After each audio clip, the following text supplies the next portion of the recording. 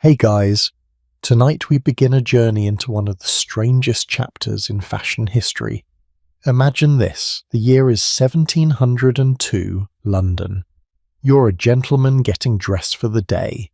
You pull on your coat, adjust your hat, and reach for your walking stick. But wait, do you have your license? That's right, your walking stick license.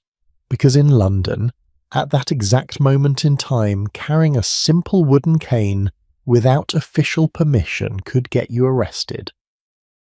No, I'm not making this up. This actually happened. And the rules? They were absolutely ridiculous. So before we step into the absurd world of 18th century fashion police, I need to ask you for a small favour. If you enjoy stories like this, the weird, wonderful moments in history that nobody talks about, please take a second to subscribe to the channel and hit that like button. And I'm genuinely curious, where are you right now? Lying in bed in New York? Relaxing on a couch in California? Maybe it's 3 in the morning and you can't sleep. Drop a comment and let me know where in the world you're listening from. I love hearing from you. Now, dim those lights, get comfortable, maybe turn on a fan for that soft background hum, and let's travel back to a time when a walking stick wasn't just a walking stick. It was a symbol of power, status, and apparently something you needed government approval to own. London, 1702. Picture the streets, muddy, crowded, chaotic, horses everywhere, people shouting, merchants hawking their goods. And walking through all of this, weaving between the crowds, you'd see them. Gentlemen with their walking sticks, not just any sticks, mind you. These were carefully chosen, beautifully crafted pieces of wood, sometimes decorated with silver or ivory handles, sometimes plain and simple. But here's the thing, you couldn't just pick up a stick and start walking around with it. Oh no, the city had rules, serious rules. In 1702, every single man in London who wanted to carry a walking stick had to obtain a license, an actual official license. Think about that for a moment. We need licenses to drive cars today because cars are dangerous, heavy machinery that can cause accidents. That makes sense. But a walking stick? A piece of carved wood? Yet there it was, written into law. If you wanted to carry a cane through the streets of London, or anywhere within 10 miles of the city, you needed written permission from the authorities. And the license itself, it was beautifully absurd. Let me read you what one of these licenses actually said. This is a real historical document, preserved for us to marvel at centuries later.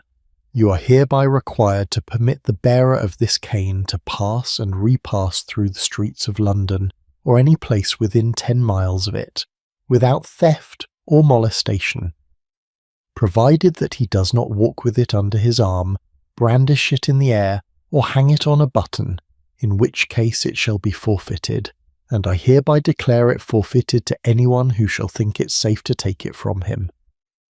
Read that again.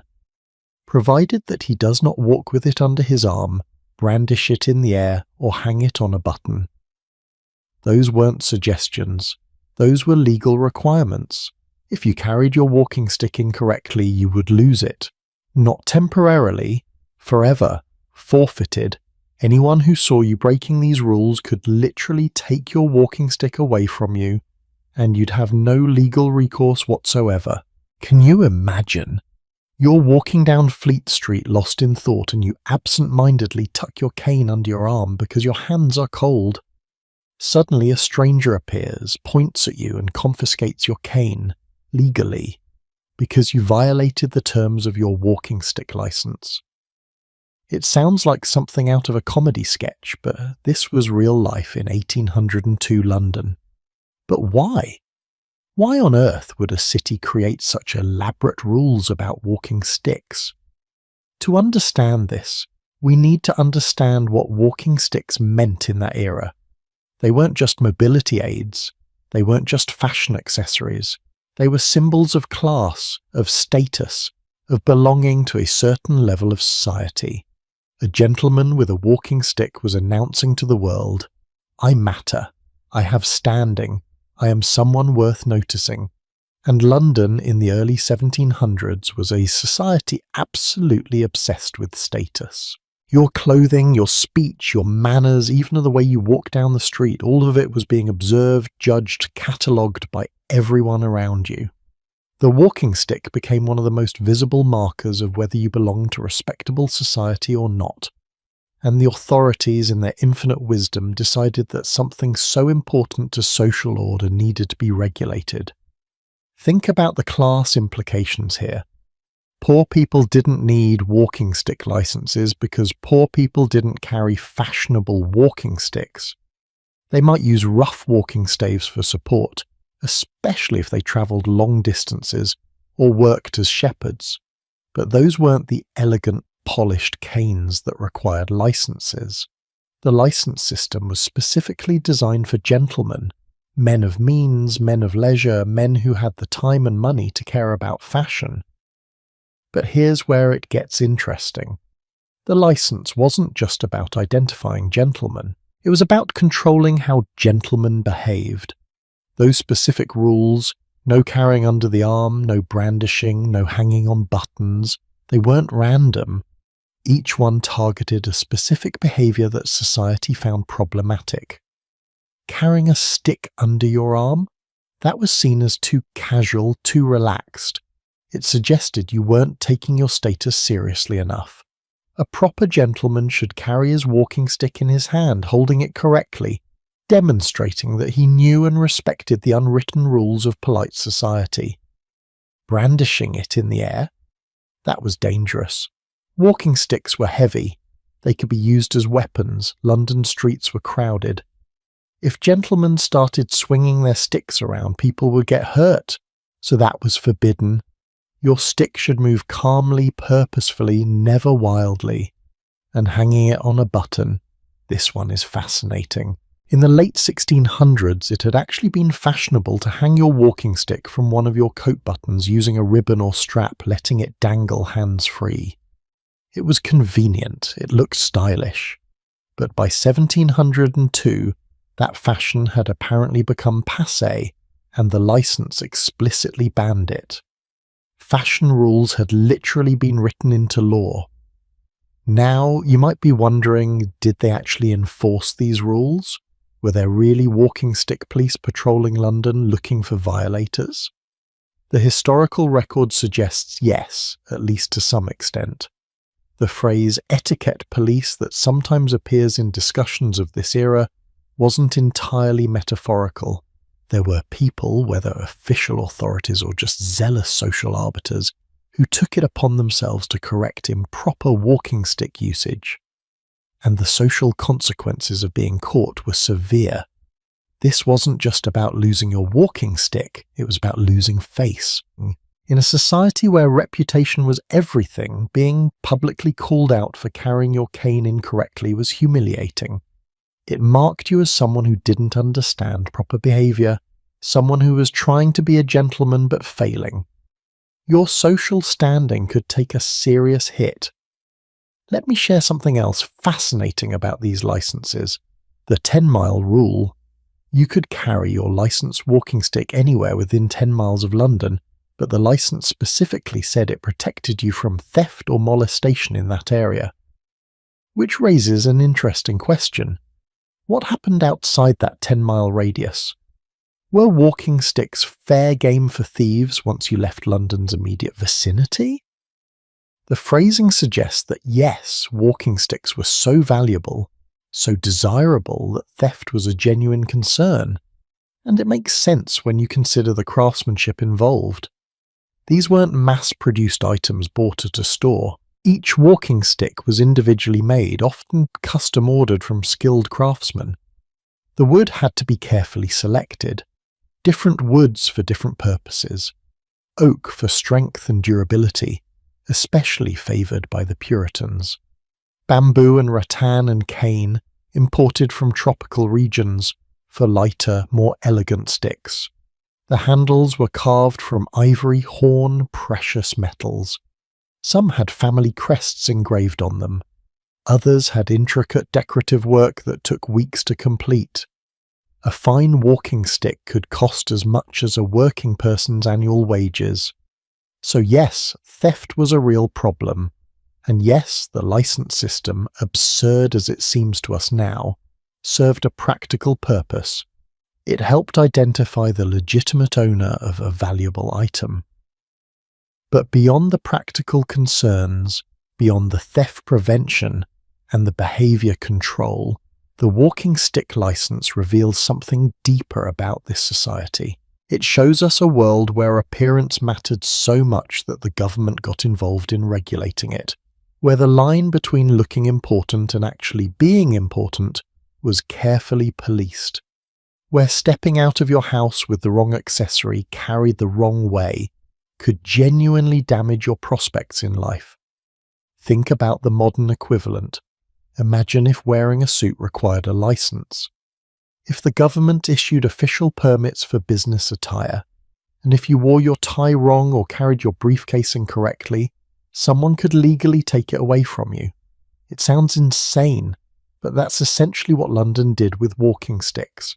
And here's the really interesting part. This license system, as ridiculous as it was, actually worked for a while. Gentlemen applied for their licenses. They learned the rules. They carried their walking sticks correctly, or at least tried to.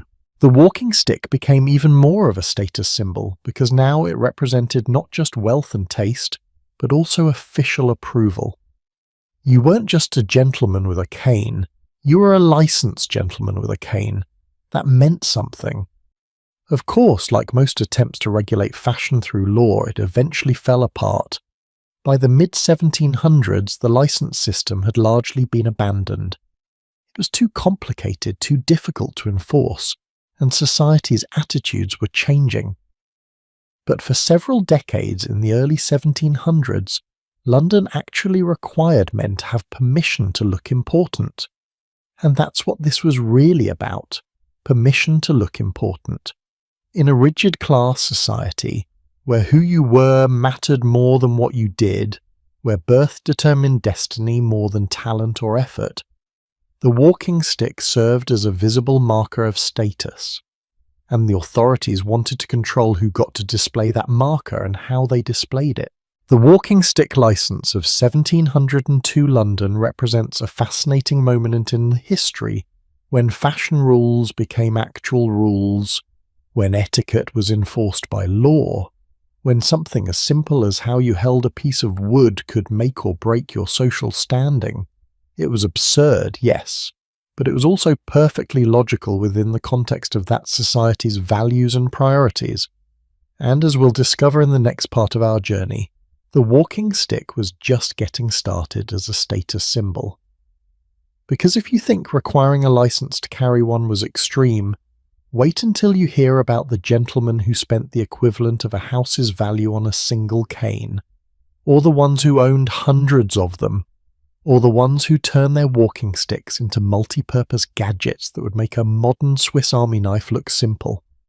The walking stick was about to enter its golden age, and things were about to get even more extravagant. But that story begins with the French king, some very high heels, and the birth of walking stick mania that would sweep across Europe. Let's continue. So we've just seen how absurd London's walking stick license system was, but that raises an even bigger question. How did we get here? Why did walking sticks become so important that governments felt the need to regulate them? The answer takes us back a few decades earlier, to the court of the most powerful man in Europe, and to a fashion revolution that started, quite literally, because someone couldn't walk properly in their shoes. The year is 1660. Louis XIV, the Sun King himself, is getting dressed at the Palace of Versailles. Now, Louis has a problem. Well, several problems, actually, but the one we're interested in today is his height, or rather his lack of it. Louis XIV, despite all his power, all his wealth, all his divine right to rule, stands about 5 feet 4 inches tall. In an era when physical presence meant everything, when a king needed to literally tower over his courtiers, this is not ideal. So Louis does what any insecure monarch with unlimited resources would do. He compensates. He starts wearing heels. Not little heels, massive heels. We're talking heels that add 4, sometimes 5 inches to his height. Red heels, because of course they're red. Red dye was expensive, which made red heels the ultimate status symbol. And these aren't the comfortable, well-balanced heels we might imagine today. These are basically chunks of wood strapped to the bottom of shoes, making the wearer tilt forward at a precarious angle. And here's where it gets interesting. Louis can't walk in them. Or rather, he can walk, but not well, not steadily. He wobbles, he teeters, and for a man whose entire identity revolves around appearing godlike and magnificent, wobbling is simply not an option. Enter the walking stick.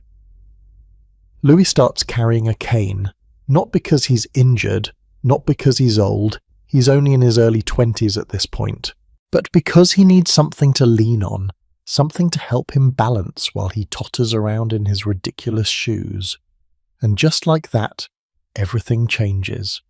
Because when the King of France carries a walking stick, it's not a mobility aid. It's fashion. Within months, every nobleman at Versailles is carrying a cane. Within a year, it's spread to the French aristocracy. Within a decade, it's swept across Europe.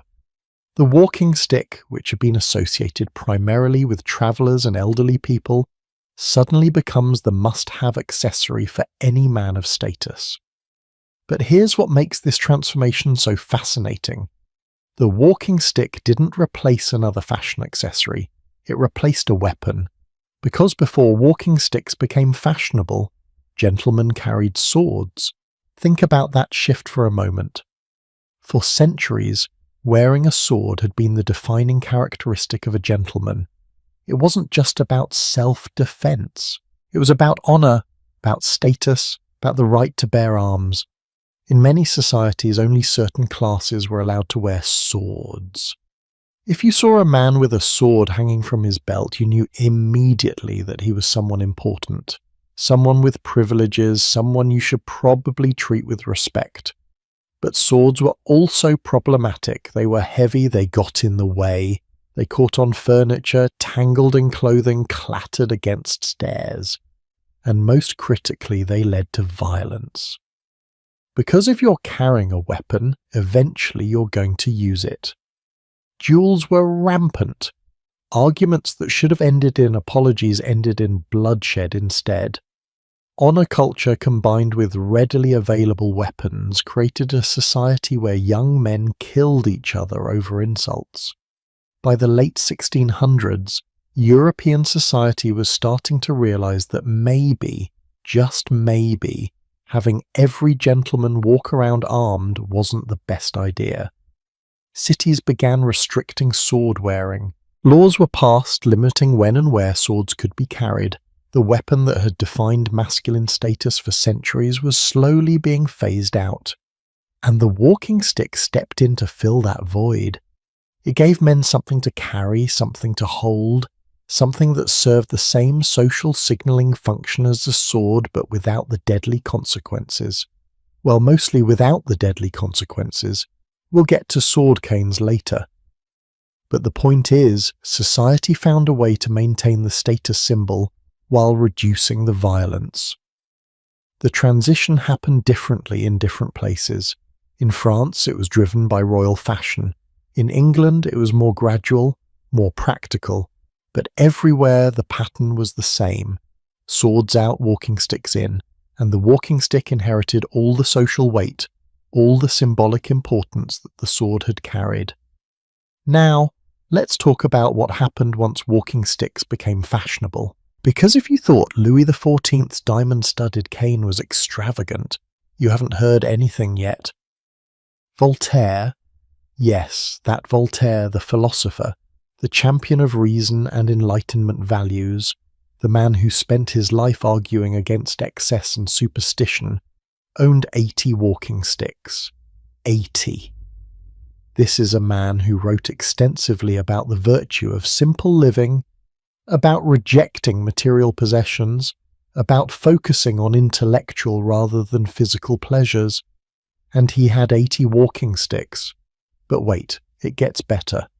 Jean-Jacques Rousseau, another philosopher, another advocate for simplicity and natural living, another man who built his entire reputation on rejecting the corruption of civilized society, he owned 40 walking sticks. 40. And Rousseau was poor for much of his life. He struggled financially. He lived in modest accommodations, but somehow he found the money for 40 walking sticks. What does this tell us? It tells us that walking stick mania had reached a level where even people who theoretically opposed such materialism couldn't resist. The social pressure to own multiple canes, to have the right stick for every occasion, was so intense that it overrode personal philosophy. And then there's Count Bruhl. Oh, Count Bruhl, this German nobleman who created the famous Bruhl Terrace in Dresden, took walking stick collecting to an almost pathological extreme. He owned 300 walking sticks, 300, and each stick, each one, had a matching snuff box, and each stick with its matching snuff box was designed to go with a specific suit. So Count Bruhl owned 300 complete outfits, each with its own coordinated walking stick and snuff box. Can you imagine the logistics of this? The storage space alone would be enormous. Picture a room, no, multiple rooms, lined with walking sticks. Hundreds of them, carefully organized, catalogued, maintained. Servants whose entire job was managing the Count's walking stick collection. Every morning, decisions had to be made. Which suit today, which therefore means which walking stick, which therefore means which snuff box. It's exhausting just to think about. But here's the thing.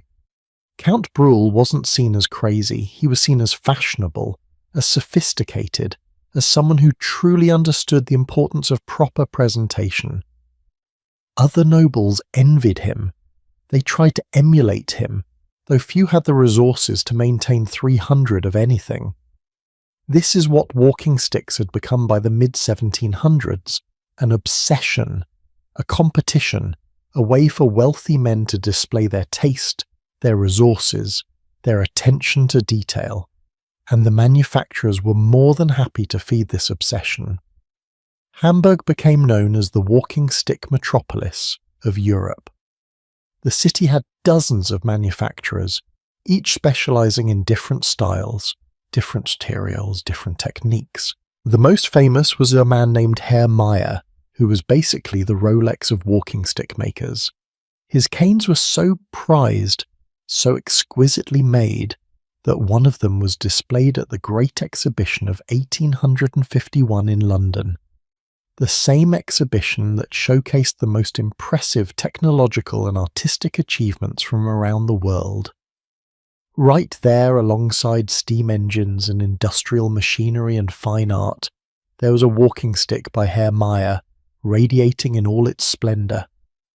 London wasn't far behind. By the later part of the 1800s, the principal London manufacturer was selling 150,000 walking sticks made of English wood every single year. And that's just English wood. They sold an additional 360,000 rattans and canes for making the more expensive varieties. We're talking 500,000 walking sticks from one manufacturer in one city in 1 year. Paris naturally couldn't be left out.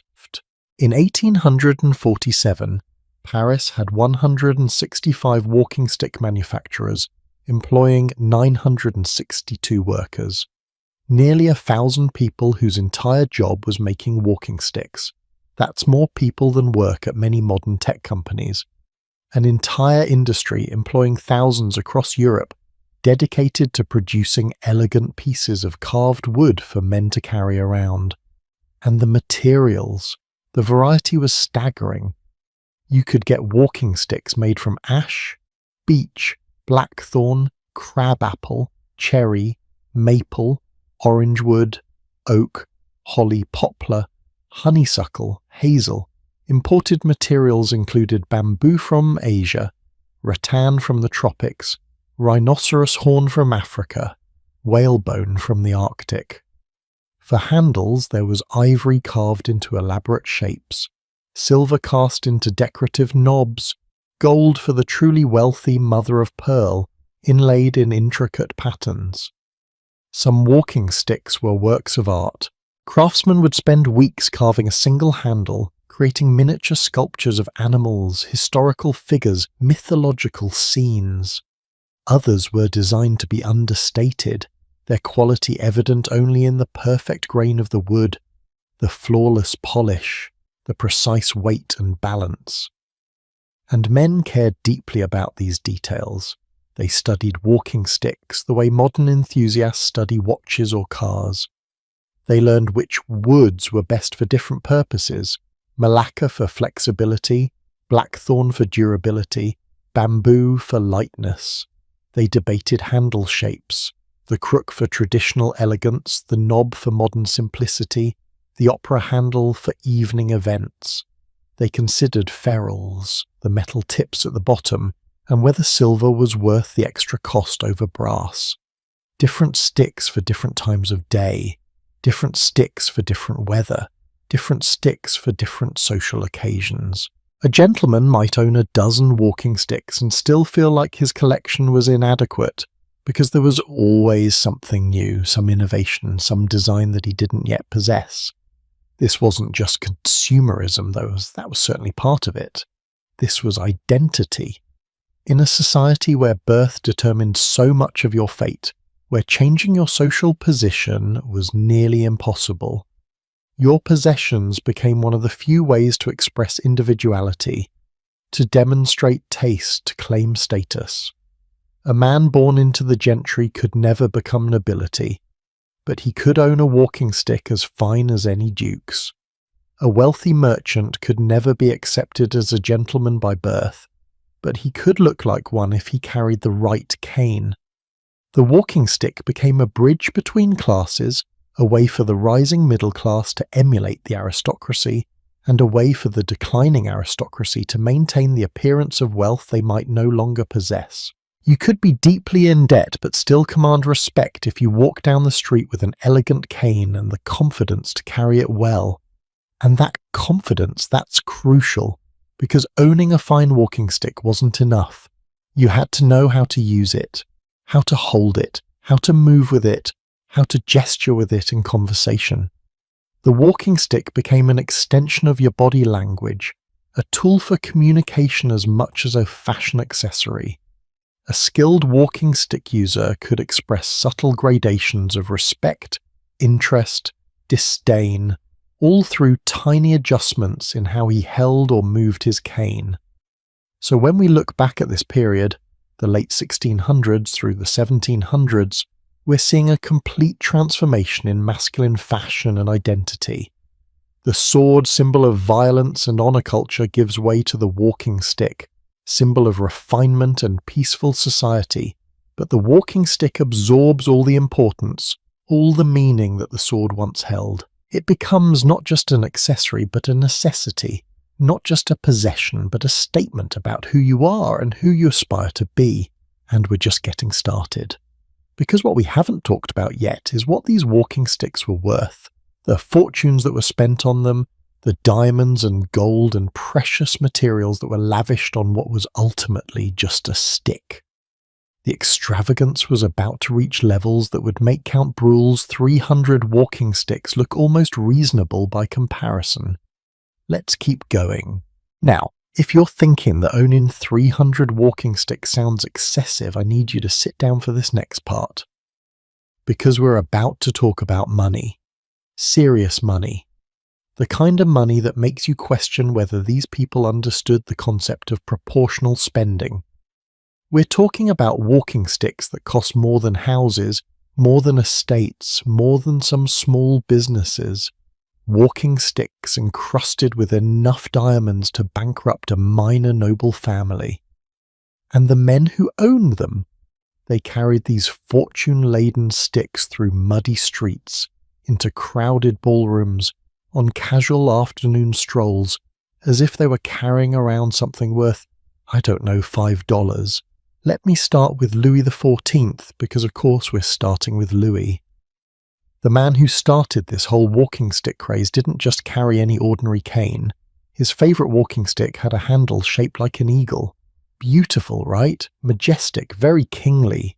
But here's the kicker. That eagle was set with 24 diamonds. 24. We're not talking about tiny accent stones. These were substantial diamonds, carefully selected, expertly cut, set by the finest jewellers in France. The value? In today's money, we're probably looking at several $1,000,000 for a walking stick handle. But Louis wasn't the most extravagant. That honour goes to the Regent of France, Philippe II, Duke of Orléans, who served as regent during Louis XV's childhood. Philippe was known for many things: his political skill, his patronage of the arts, his rather scandalous personal life. But in walking stick circles, he's remembered for one thing: he owned a walking stick topped with a diamond called the Regent. Now, the Regent wasn't just any diamond. It was, and still is, one of the most famous diamonds in history. It weighed 140.64 carats. For perspective, that's about the size of a large grape. It was perfectly clear, flawlessly cut, and when light hit it, it produced a display that eyewitnesses described as almost supernatural. The French crown had purchased this diamond in 1717 for a sum equivalent to roughly 2 years of the entire country's revenue. 2 years of an entire country's revenue. And Philippe had it mounted on a walking stick. Let that sink in for a moment. You're walking down the street, and someone passes you carrying a stick with a diamond worth more than most people would earn in 1,000 lifetimes, just casually strolling along. Oh, this old thing, just my walking stick. Had it made last Tuesday. Do you like it? The Regent diamond still exists, by the way. It's now in the Louvre, displayed as one of the French crown jewels. Millions of tourists see it every year, protected behind bulletproof glass, with security systems that would make a Bond villain jealous. But in 1720, it was stuck on the end of a walking stick, bouncing along cobblestone streets, probably getting scuffed on carriage doors. And here's what really gets me. Philippe wasn't even the wealthiest person in France. He wasn't the king. He was just a very, very rich nobleman.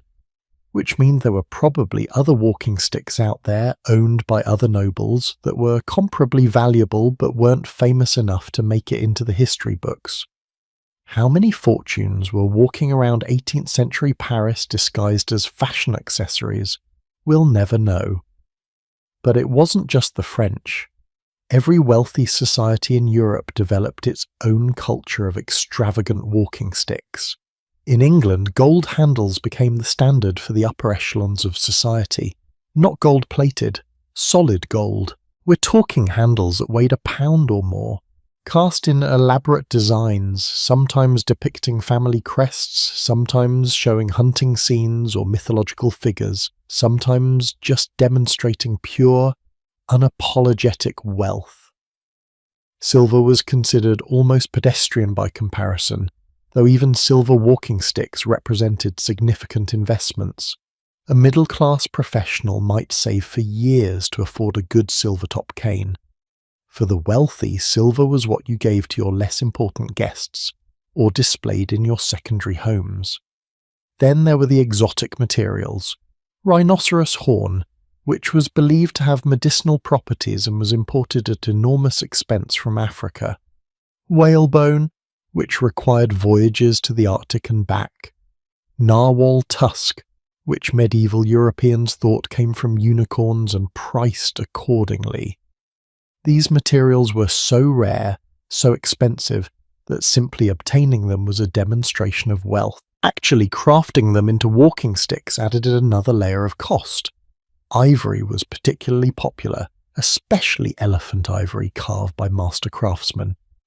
A single walking stick handle might take a craftsman weeks or even months to complete, working with magnifying glasses and tiny chisels to create scenes of incredible detail. Battle scenes, hunting scenes, elaborate floral patterns, miniature portraits, all carved into a space no bigger than your fist. The labour alone made these pieces valuable before you even considered the material cost. And then there was mother of pearl, which could be inlaid into wood in dazzling patterns. The iridescent material would catch light as you walked, creating a subtle shimmer that drew the eye without being too ostentatious. Though honestly, in a world where people were walking around with diamond-topped canes, I'm not sure what qualified as too ostentatious anymore. Here's a question for you. If you suddenly had unlimited money, would you spend it on a luxury walking stick? I mean, really think about it. In our time, people spend fortunes on watches, on cars, on jewellery. A Rolex can cost tens of thousands of dollars. A Patek Philippe can run into the millions. And people buy them not primarily to tell time, your phone does that just fine, but to signal status, to demonstrate taste, to wear success on their wrist. Is that really so different from an 18th century noble spending a fortune on a walking stick? The psychology is the same. These objects become more than objects. They become symbols, shorthand for identity and status. They tell stories about who you are, or at least who you want others to think you are. And in the 17 and 1800s, before mass media, before advertising, before Instagram, your walking stick was one of your primary tools for telling that story. But here's where it gets really interesting. The extravagance wasn't just about showing off to strangers, it was about competition within your own social class. The nobles weren't trying to impress merchants or farmers. Those people's opinions didn't matter to them. They were trying to impress or perhaps intimidate each other. Every social gathering became an informal walking stick competition. Whose was more expensive? Whose was more unusual? Whose demonstrated better taste? And taste was the crucial factor. Because here's the thing about extreme wealth. Once you pass a certain threshold, everyone in your social circle has money. Money alone doesn't distinguish you anymore. What distinguishes you is taste, the ability to choose well, to recognize quality, to appreciate subtlety. A diamond-topped walking stick is expensive, sure, but is it tasteful? Does it demonstrate refinement, or does it just demonstrate that you have money to waste? This tension between ostentation and refinement created fascinating dynamics. Some nobles went for maximum visible wealth, the biggest diamonds, the most gold, the most obviously expensive materials. Others went for subtle perfection, plain wood, but the finest grain you've ever seen, polished to an impossible sheen, weighted and balanced exactly right. Both approaches were expensive. Both sent status signals. But they sent different signals, appealing to different values within the same class. And walking stick connoisseurs, yes, those existed, could tell at a glance what kind of person you were based on your choice. A heavy gold-topped cane with your family crest suggested old money, traditional values, perhaps a military background. A light Malacca cane with a simple curved handle suggested modern sensibilities, continental influence, perhaps artistic leanings. An exotic wood that most people wouldn't recognize suggested world travel, education, cosmopolitan sophistication. The manufacturers understood all of this, of course. They weren't just craftsmen. They were psychologists helping their clients navigate the complex social waters of their time.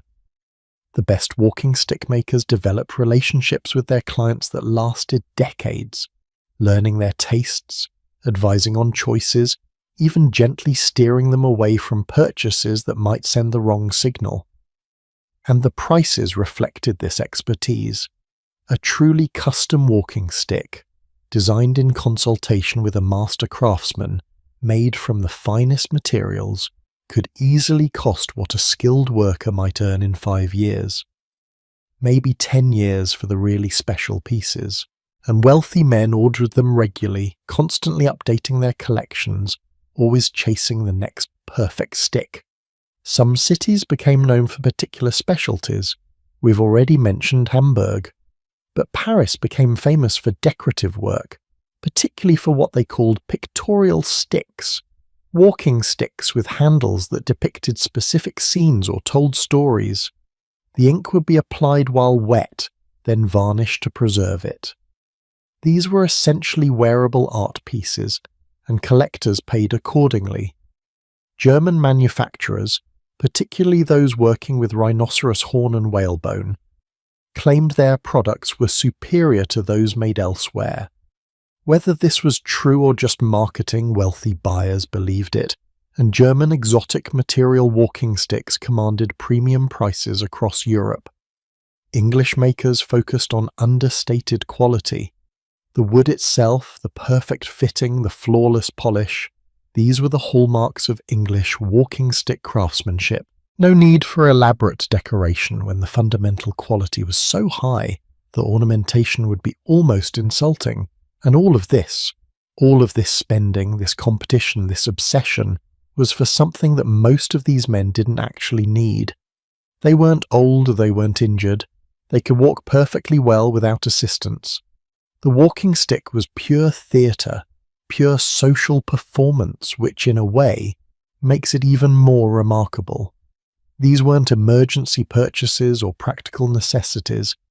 They were carefully considered acquisitions, decisions made with full awareness that the primary purpose was to impress others and satisfy personal aesthetic desires.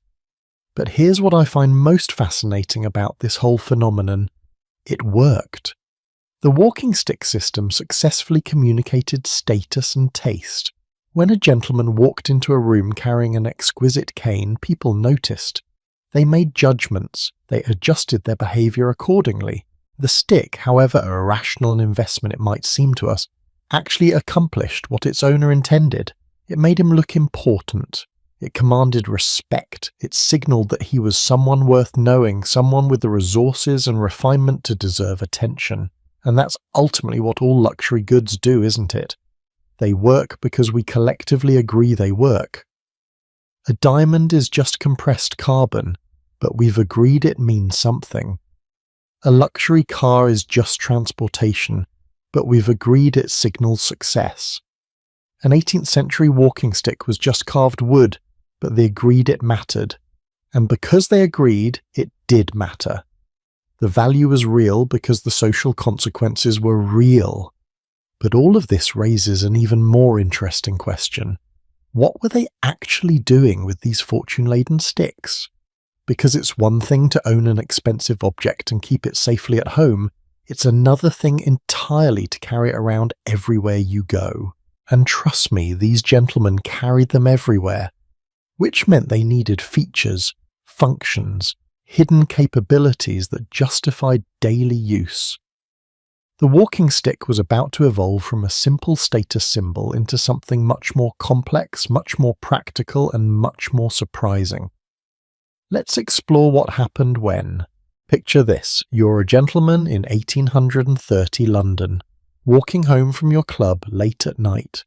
The streets are dark, lit only by occasional gas lamps that cast more shadows than light. You hear footsteps behind you, quick footsteps getting closer. Your heart starts racing, and then you remember, you're not defenseless. You reach down to your walking stick, twist the handle, and in one smooth motion, you pull out a 30-inch razor-sharp blade. The footsteps behind you suddenly stop. Then they retreat. Crisis averted, and you didn't even need to You simply slide the sword back into its wooden sheath, adjust your coat, and continue on your way as if nothing happened. Welcome to the world of gadget canes, system sticks, and the most ingenious and sometimes ridiculous hidden compartments ever devised. Because once wealthy men started carrying walking sticks everywhere, it didn't take long for someone to think, what if we could hide things inside them? And once that idea took root, there was no stopping it. The Victorian era essentially turned walking sticks into the Swiss Army knives of their time, except way more elaborate and significantly more dangerous.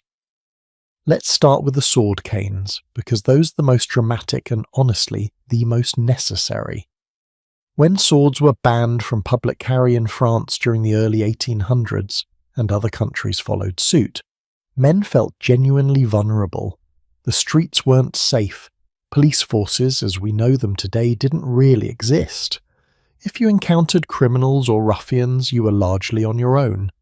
So the sword cane emerged as the perfect solution.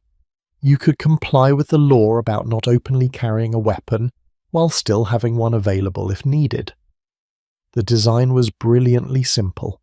A wooden walking stick with a handle that unscrewed or pulled free, revealing a long, thin blade hidden in the hollow shaft.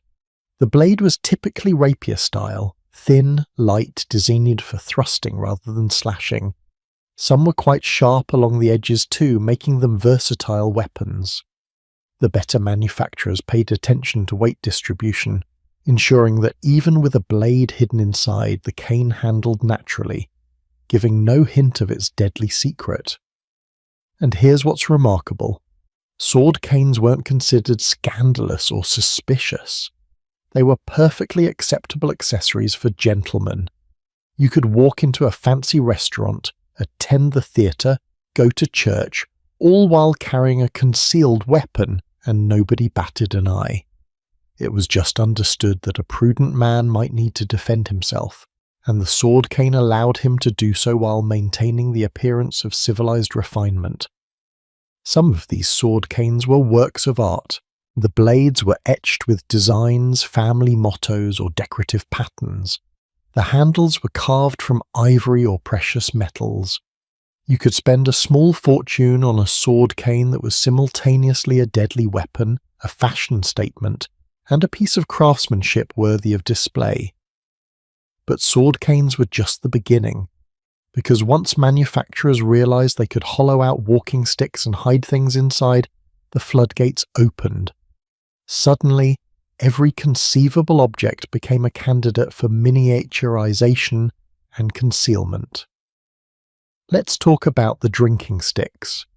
During the Victorian era, particularly in England, there was this interesting tension around alcohol. Drinking was socially acceptable in certain contexts, but frowned upon in others. Solution: hide your alcohol in your walking stick. Some canes had small flasks built into the handle. You'd unscrew the top, take a discreet sip, screw it back on, and nobody was the wiser. But the really elaborate versions hollowed out the entire shaft, creating a container that could hold a pint or more of liquor. These walking sticks basically became portable bars. Can you imagine the gentleman who invented this? You know what would make my afternoon constitutional better? Being able to drink while I walk, but I can't just carry a flask, that's too obvious. I need something more elegant, something that screams refined gentleman, while whispering functional alcoholic. And it gets better. Some walking sticks had multiple compartments. The handle might contain brandy, while a section of the shaft held a cigar, and another section contained matches. Everything a Victorian gentleman might need for an impromptu celebration, all hidden in what appeared to be a simple walking stick. Then there were the perfume canes. This started with women, actually. Ladies would carry walking sticks with small vials of perfume concealed in the handle. Yes, perfume was expensive and you'd want to keep it with you to refresh throughout the day. But then men got interested too.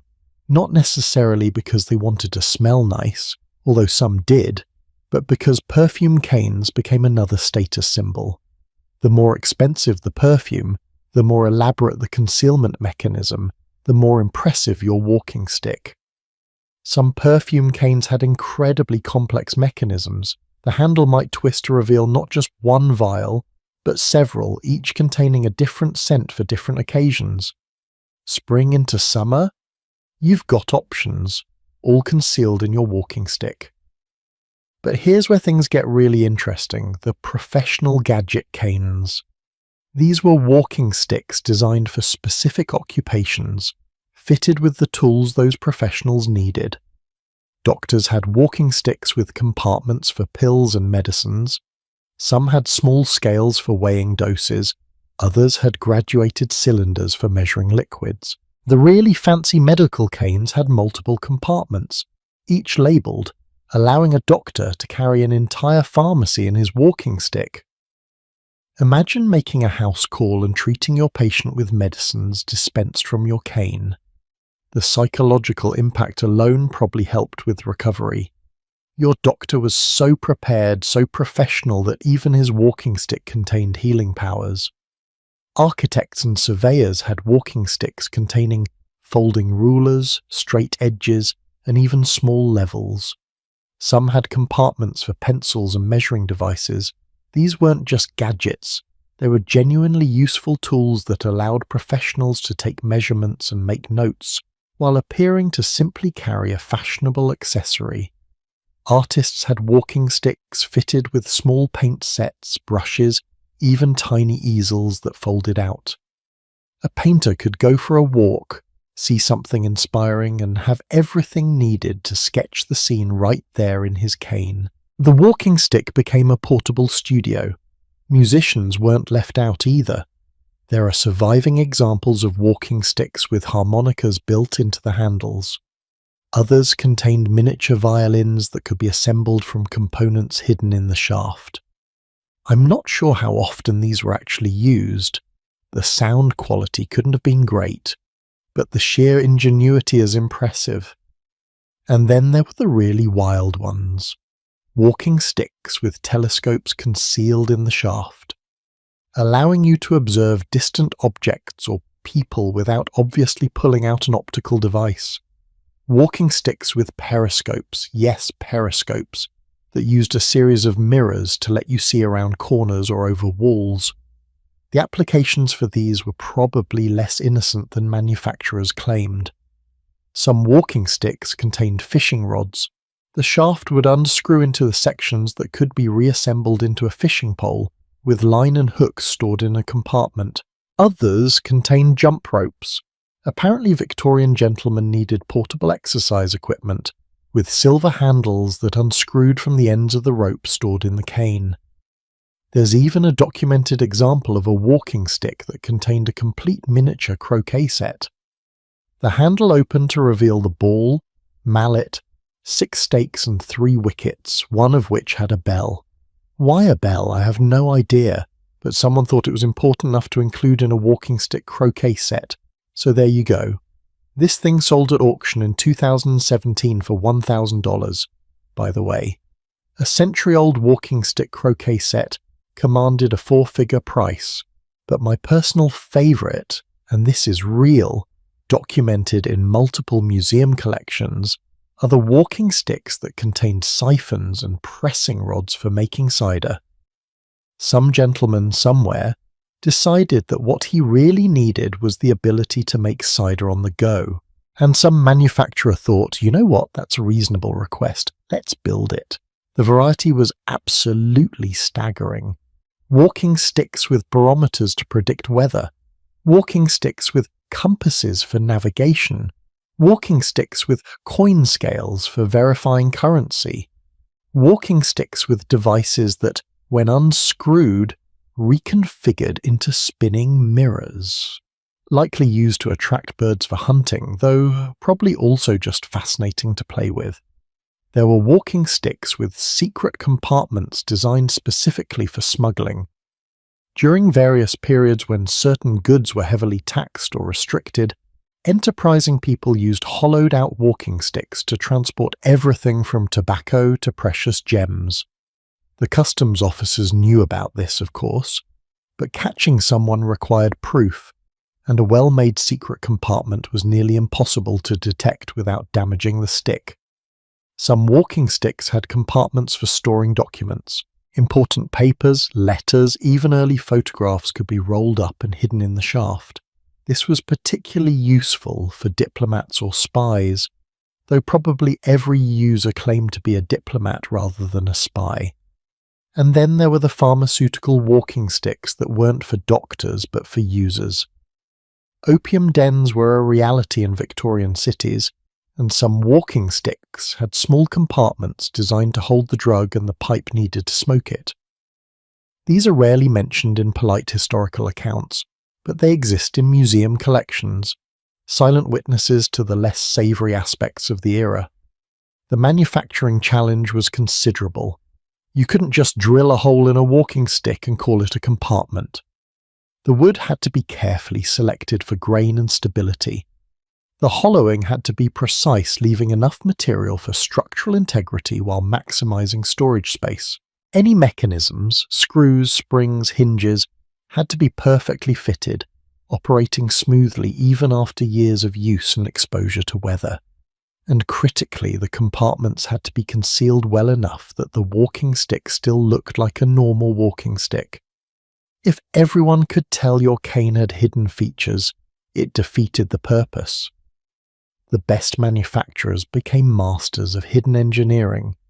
They developed techniques for creating compartments that were nearly invisible, seams that you couldn't see unless you knew exactly where to look, mechanisms that operated silently and smoothly. Some walking stick secrets were so well hidden that even modern experts have trouble identifying all the features just by looking. You have to carefully examine every part, testing for compartments that might have escaped notice. But here's the question that occurred to me while researching this. Did people actually use all these features, or were they more about the novelty of ownership? I mean, if you own a walking stick with a hidden fishing rod, how often are you really going to be in a situation where you think, you know what this moment needs? Fishing, good thing I brought my cane. The answer, based on historical accounts, is that it varied. Practical features, sword blades, flasks, medical supplies, definitely got used. The more exotic features probably came out mainly to show off to friends. Have you seen this? My walking stick has a periscope. Let me demonstrate. The walking stick became a conversation piece, a way to display not just wealth but ingenuity, appreciation for craftsmanship, and a certain playful approach to life. And there was something genuinely appealing about it. In an era before smartphones, before multi-tools, before all our modern gadgets, the system stick represented the cutting edge of portable convenience. It said, I'm prepared for anything. Whatever situation arises, I've got it handled. That feeling of preparedness, of being ready for any eventuality, is powerful. It's why people today carry Swiss Army knives or multi-tools even though they rarely need every function. But as we move deeper into the 19th century, all this cleverness, all this ingenuity, all these hidden compartments and secret features, they were about to become a problem. Because society was starting to change its attitude toward walking sticks. What began as symbols of status and repositories of useful gadgets was about to become something else entirely, a source of ridicule, a sign of vanity, a target for social criticism. The walking stick's golden age was approaching its end, though nobody knew it yet. But before we get to the fall, we need to understand the rules, the elaborate, complex, absolutely crucial etiquette that governed every aspect of walking stick use. Because it turns out that owning an expensive gadget cane was the easy part. Knowing how to carry it without destroying your social reputation, that was the real challenge. You've spent a fortune on your walking stick. It's perfect, the wood is flawless, the handle is exquisite. Maybe there's even a hidden flask inside for emergencies. You feel confident, sophisticated, ready to make your mark on society. And then you step outside and suddenly you're faced with a terrifying reality. There are rules. So many rules. Rules about how to hold it, how to move it, where to point it, when to lift it, what angle to keep it at. Break one of these rules, just one, and you've just committed social suicide. Welcome to the anxiety-inducing world of walking stick etiquette, where a simple accessory becomes a test of your worthiness to exist in polite society. Here's what blows my mind about Victorian-era etiquette. They turned literally everything into a potential catastrophe. You couldn't just hold a walking stick. No, that would be too simple. You had to hold it correctly and correctly changed depending on where you were, who you were with, what time of day it was, and probably what phase the moon was in. And everyone was watching, always watching, judging, taking mental notes about your walking stick technique that they'd gossip about later at tea. Let's start with the most basic rule, the one we've actually already mentioned but needs to be emphasized because violating it was apparently grounds for social execution. Never, ever lean on your walking stick while standing. This comes up repeatedly in etiquette manuals from the 17 and 1800s. One writer stated explicitly that leaning on your cane while standing was the mark of ill breeding. Another called it an extreme violation of manners. But why? Think about it for a second. If you're leaning on your walking stick, you're implying that you actually need it for support. And if you need it for support, then you're either elderly, injured, or weak. None of these things were desirable attributes for a gentleman trying to project an image of vigor and capability. The walking stick was supposed to be a fashion accessory, a symbol of status. Using it for its ostensible purpose, supporting your weight, undermined the entire fiction. You were supposed to carry it as if you didn't need it at all, as if you'd simply chosen to bring along a beautiful object for aesthetic reasons. So you had to stand there, stick in hand, supporting your own weight like some kind of peasant who doesn't own decorative wooden objects. The stick should just be there, held casually, suggesting that you're so strong and healthy that you carry around extra weight just because you can. The moment you shift your weight onto it, you've revealed weakness, and in Victorian society, revealing weakness was social death. But that's just standing still. Moving with a walking stick was an entirely different minefield. According to historical accounts, gentlemen employed at least 6 different carrying styles, and each one communicated something different about your character and breeding. Let me walk you through this absolute chaos of choices. First, there was the close carry, holding the stick directly under your arm, pressed against your body. This was explicitly forbidden by the license system we talked about earlier, and even after the license system died out, the prohibition remained. Why? Because it looked casual, too relaxed, insufficiently dignified.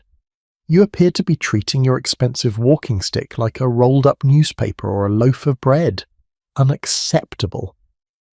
Second, the horizontal carry, holding the stick by its middle parallel to the ground.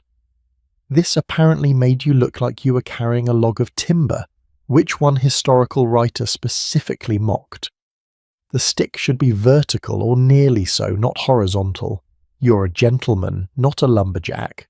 Third, the military carry, holding the stick upright like a soldier holds a sword during inspection.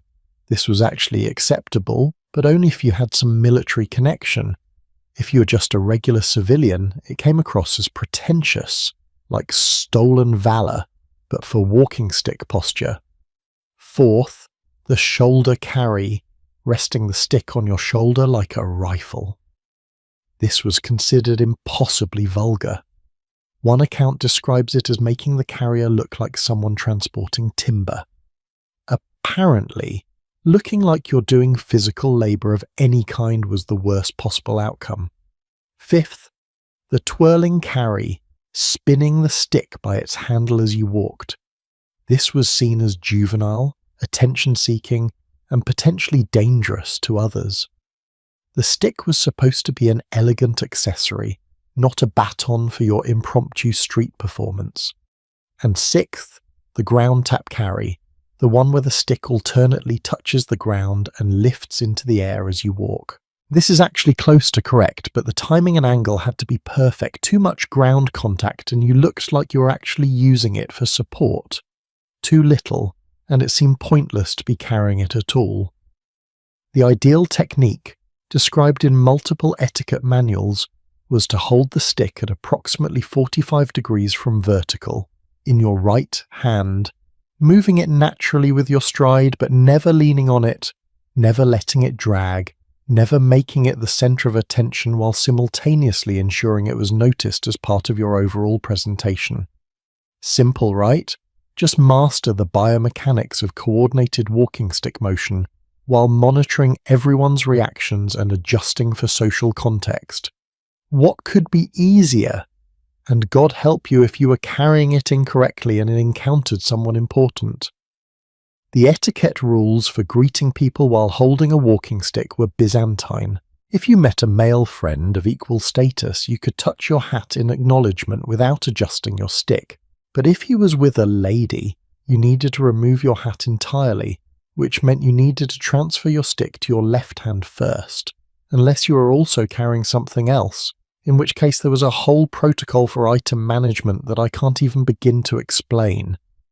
If you met a lady alone, you had to remove your hat and hold it in your hand for the entire conversation, stick held properly in the other hand, never gesturing with either object in a way that might seem threatening or overly familiar. And if you wanted to stop and chat, you had to be aware of whether you were blocking the pavement.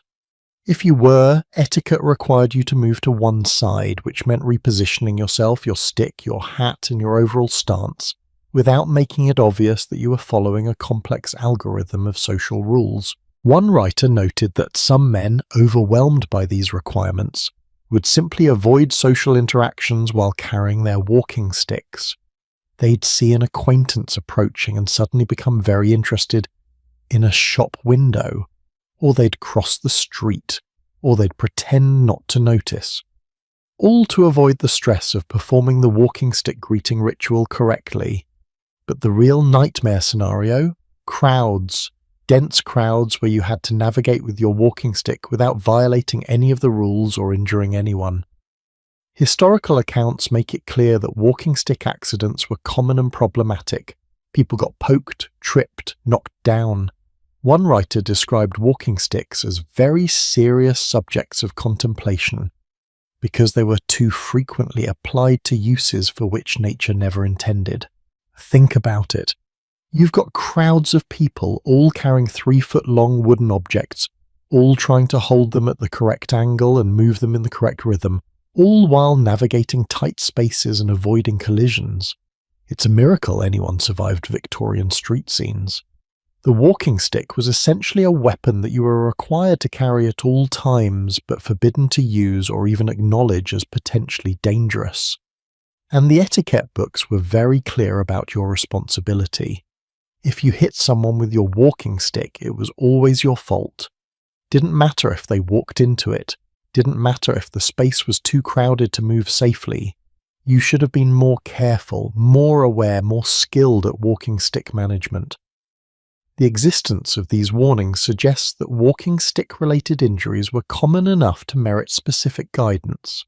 Here's my favourite example of how absurd this got. There was a specific rule about what to do if you encountered someone carrying a heavy bundle. You were supposed to give them the upper side of the pavement, meaning the side closest to the buildings, away from the muddy street.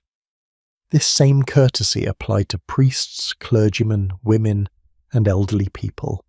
But here's the thing. If you were walking with your stick in your right hand, giving someone the upper side might require switching your stick to your left hand, which required a smooth transfer that didn't call attention to itself or suggest that you were having difficulty managing your accessory. One etiquette manual from the 1800s states, "In a crowd never rudely push aside those who impede your progress, but wait patiently until the way is clear."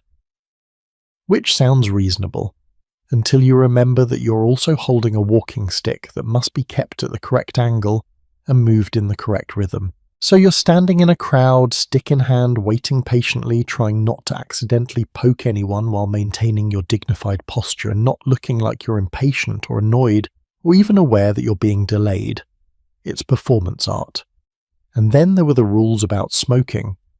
Do not smoke in the street until after dark, one manual advises, and then remove your cigar from your mouth if you meet a lady. Notice how it doesn't say anything about what to do with your walking stick during this interaction, because obviously you've already mastered walking stick etiquette and can handle that automatically while managing your cigar, your hat, and your social obligations. Multitasking was not optional. The umbrella created additional complications, When it was raining, gentlemen might carry both an umbrella and a walking stick. Now you had two long objects to manage simultaneously, each with its own set of rules. If you were escorting a lady, you were supposed to hold the umbrella to cover her perfectly while being careful not to touch her bonnet, and you presumably still had your walking stick in your other hand, and you were navigating slippery streets, and everyone was still judging your technique. One absolutely fascinating rule. Pulling out your watch in company unasked, either at home or abroad, is the mark of ill breeding. This isn't directly about walking sticks, but it's part of the same culture of accessories as social landmines. You couldn't just check the time. You had to wait until someone asked you what time it was, or until there was some socially acceptable reason to consult your watch. Otherwise, you were implying that you were bored, or that you had somewhere more important to be, or that you didn't value the present company. A simple gesture, reaching for your pocket watch, became fraught with social meaning. And this is the world walking stick etiquette existed in. Everything was coded. Everything meant something. Nothing was neutral. The way you held your stick, the way you moved it, the way you interacted with it in various social situations, all of it was being read, interpreted, judged by everyone around you. Young men learning to navigate society had to master these rules before they could be taken seriously. Etiquette manuals devoted entire sections to walking stick technique. Dancing masters and deportment instructors included walking stick lessons in their curriculum. You could practice your waltz and your walking stick posture in the same session. Both skills equally essential for social success. And here's what really gets me. These rules weren't written down in any official legal code. They were social conventions, transmitted through etiquette books, reinforced by peer pressure and social consequences. Break them and you wouldn't be arrested. You'd just be excluded, talked about, marked as someone who didn't belong. In a society where social standing was everything, where your connections determined your opportunities, where reputation could make or break your life prospects, these informal rules had teeth. Real consequences. The anxiety must have been constant. Every time you left your house with your walking stick, which was basically every time you left your house, you were taking a test that lasted for however long you were in public, that required constant attention and perfect execution, that could be failed in an instant through one moment of inattention or ignorance. Is it any wonder that some gentlemen owned multiple walking sticks but rarely carried them? The safest walking stick was the one left at home. No opportunity for mistakes, no risk of social disaster, just the satisfaction of ownership without the stress of use. But for those who did venture out, who carried their sticks daily, who mastered the complex dance of Victorian walking stick etiquette, there was something powerful in that competence. Because everyone knew how difficult it was, everyone understood the complexity. When you saw someone moving through society with apparent ease, stick in hand, navigating all the rules effortlessly, you were witnessing genuine skill. And that skill marked them as someone worth knowing, someone who had invested the time and effort to master the game.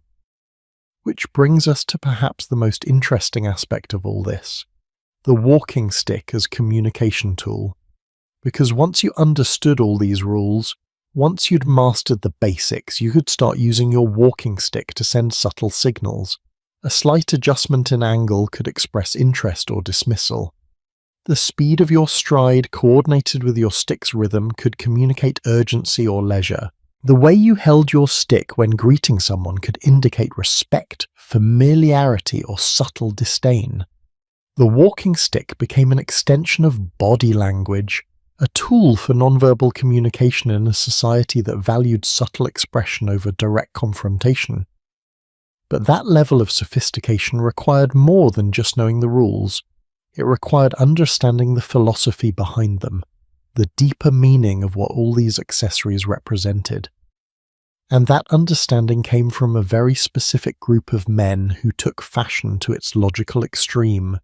Men who made looking good their entire purpose in life, who turned appearance into an art form, who spent hours every day perfecting their presentation. These men had a name, a philosophy, and a famous leader whose story is both inspiring and tragic. Let's meet them now. While gentlemen were perfecting their walking stick technique on the streets of London, another revolution was happening in their waistcoat pockets. Because walking sticks weren't the only accessory that defined a man's status in this era, there was something else, something smaller but equally important, something that literally changed how humanity experienced time itself: the pocket watch. And its origin story is just as absurd as everything else we've talked about so far. It involves another royal with questionable fashion choices, a complete reimagining of how watches should work, and the transformation of time from a public resource into a private possession. Let me take you back to 1675. England. King Charles II is on the throne, and he's dealing with a fashion problem of his own. Not high heels like Louis XIV. Charles has a different issue. He's looking at his courtiers, and he's noticing something. All the men are wearing these ornate, colourful doublets, short-fitted jackets that have been the standard for decades, and Charles thinks they look ridiculous. Too fancy, too elaborate, too French. Remember, England and France weren't exactly best friends during this period. If the French were doing something, the English wanted to do the opposite. So Charles introduces a new garment, the waistcoat. It's longer than a doublet, more structured, more modest. It covers the body from neck to thigh, and crucially, pay attention to this part, it has pockets. Real functional pockets sewn into the sides. Up until this point, most men's clothing didn't have proper pockets. You carried things in pouches or bags attached to your belt. But the waistcoat changed everything. Suddenly, men had personal storage space built right into their clothing. And almost immediately, someone asked the obvious question, what if we made watches small enough to fit in these pockets? Now watches existed before this. They'd been around since the early 1500s, but they were pendant watches, large, bulky things that hung from chains around your neck. Women wore them as necklaces well into the 20th century. But for men, wearing something dangling from your neck didn't fit with the new aesthetic Charles II was promoting. Too decorative, too jewellery-like, but a watch that fit discreetly in your pocket, that tucked away out of sight until you needed it. That was properly masculine, properly English, properly dignified. So watchmakers got to work, and they faced immediate engineering challenges. The pendant watches were roughly spherical, with ornate cases that had sharp edges and decorative elements sticking out. Lovely to look at, terrible for pockets. They'd snag on fabric, create awkward bulges, probably stab you if you bent over wrong. Everything had to be redesigned. The solution was elegant, round and flat. Smooth edges, no protruding elements, a shape that would slide into a pocket easily and sit there comfortably. This is the pocket watch shape we recognize today, a flattened circle, usually about 2 inches in diameter, with a smooth case that doesn't catch on anything. It seems obvious now, but in 1675 this was innovative design thinking. Form following function, creating something that worked with the human body and the clothing of the era. And then someone had an even better idea. What if we protected the watch face with glass?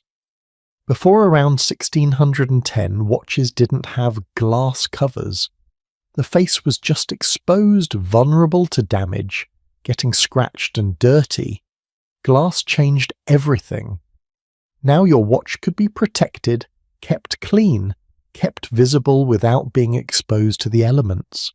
It was a small innovation that made pocket watches practical for daily carry. But here's what really matters about this transition from pendant to pocket watch. It changed what watches meant. A pendant watch was a visible statement. Everyone could see you wearing it. It announced your wealth and status to anyone who looked at you.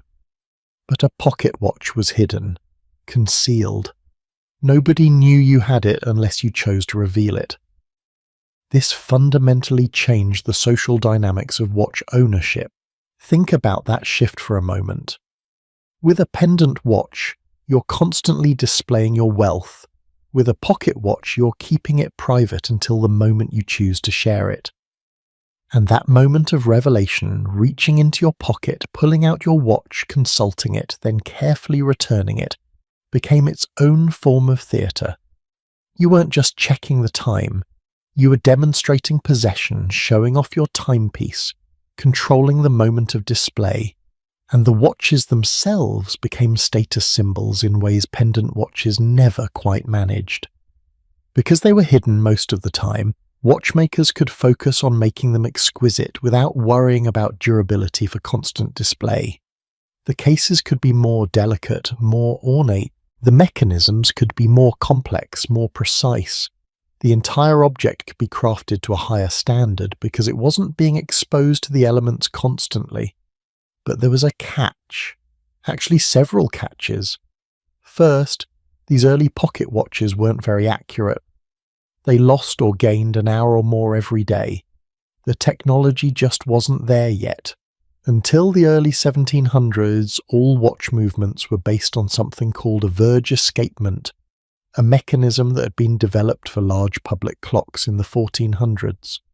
It involved high friction, had no jewelling to protect moving parts, and frankly, it was terrible at keeping time.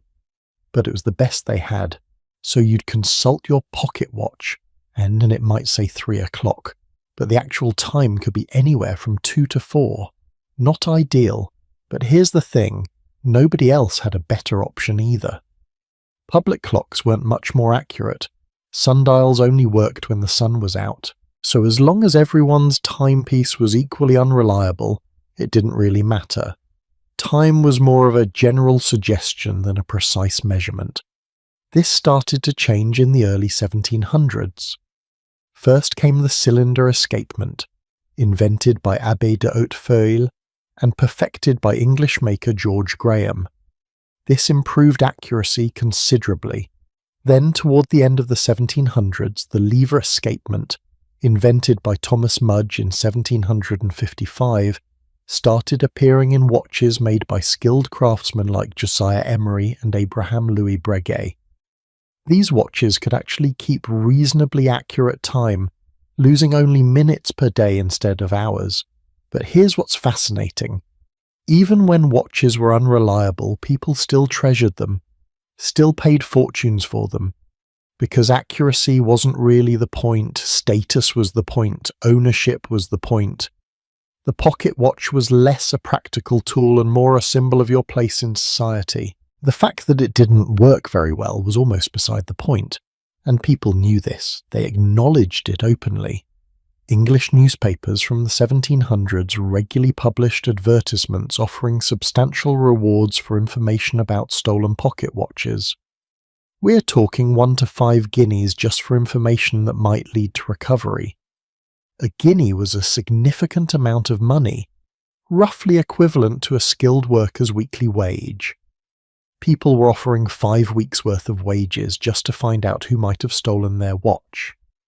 This tells us 2 things.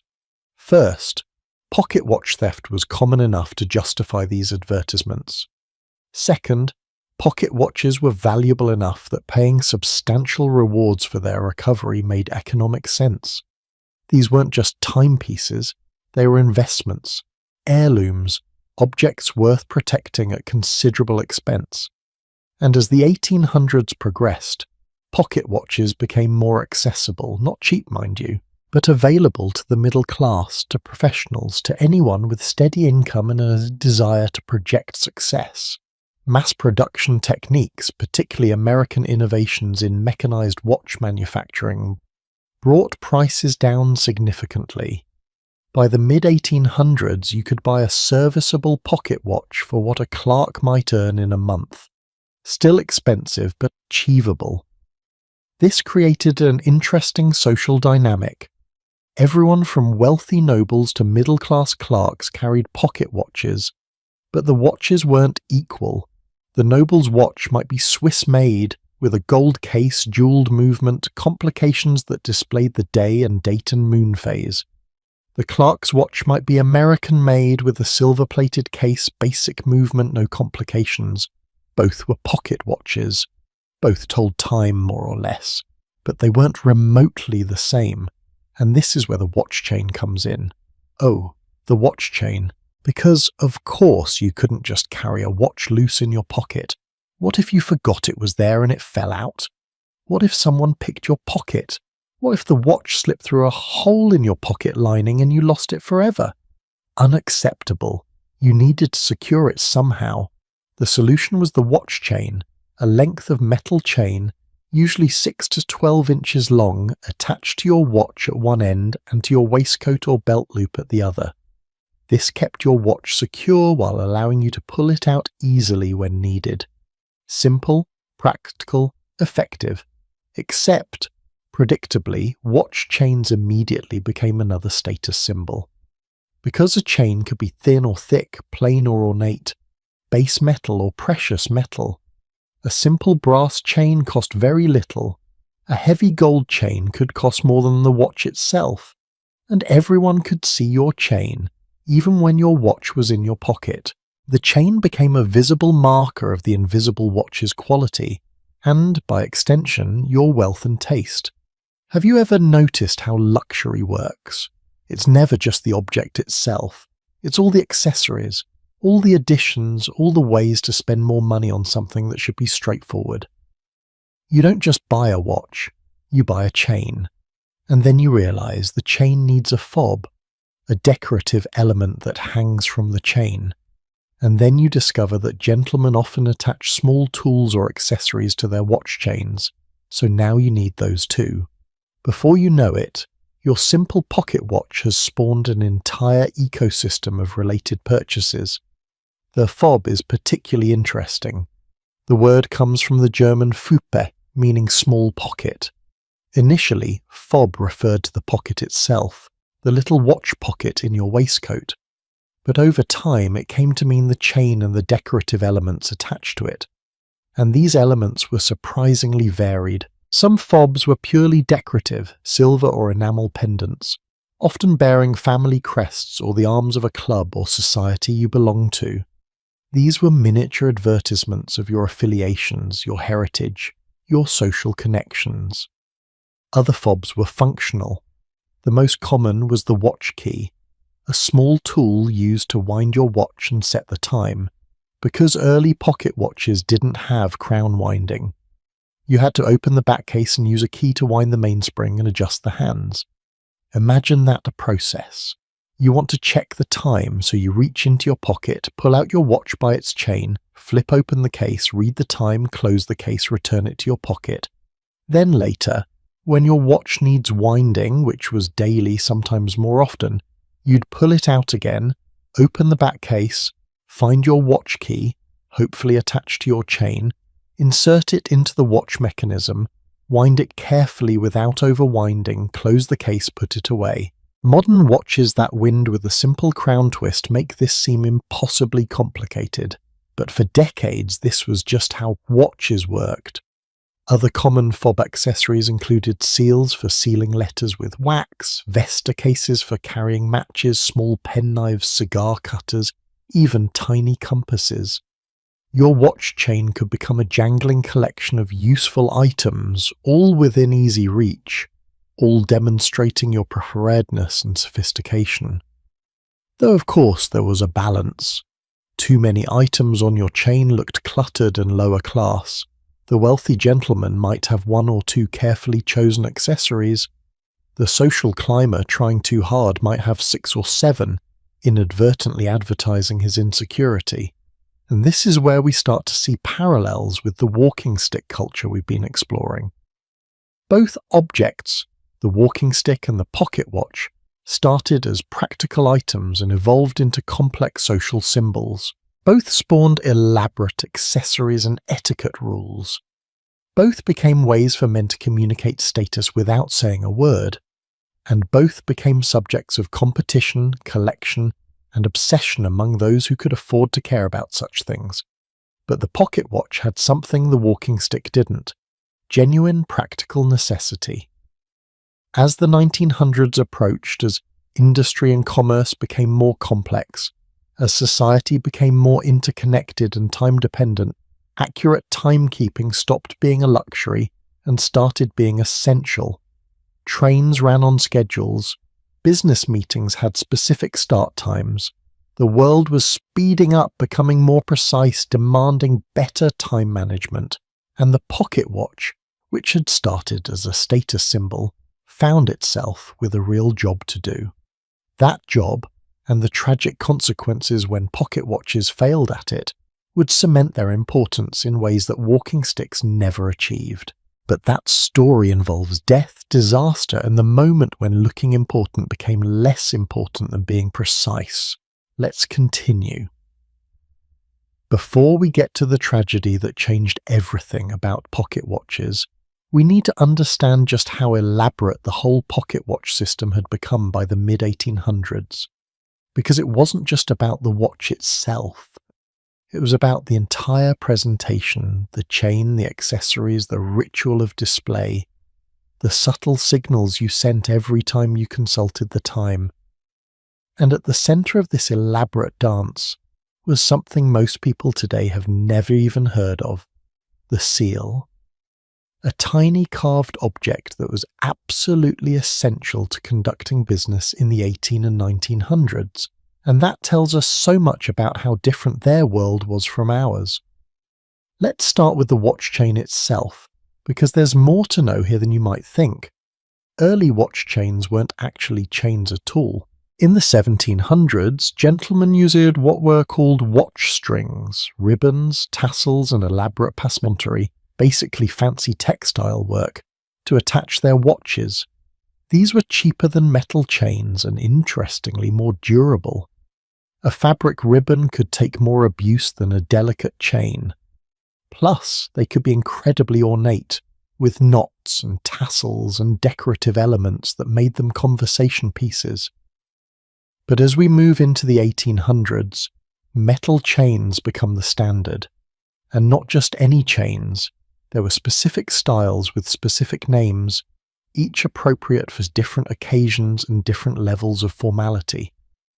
The most famous was the Albert chain, named after Prince Albert, husband of Queen Victoria. This was a specific style, a chain that ran from one waistcoat pocket to another, crossing your chest with the watch in one pocket and usually a decorative fob in the other. It created a symmetrical look, visual statement that you were someone who cared about details and proper presentation. The chain material mattered enormously. Brass or steel chains were acceptable for working professionals, clerks, shopkeepers, middle managers. Silver chains marked you as solidly middle class, someone with means but not extraordinary wealth. But gold chains were the ultimate statement. And we're not talking about thin, delicate gold chains.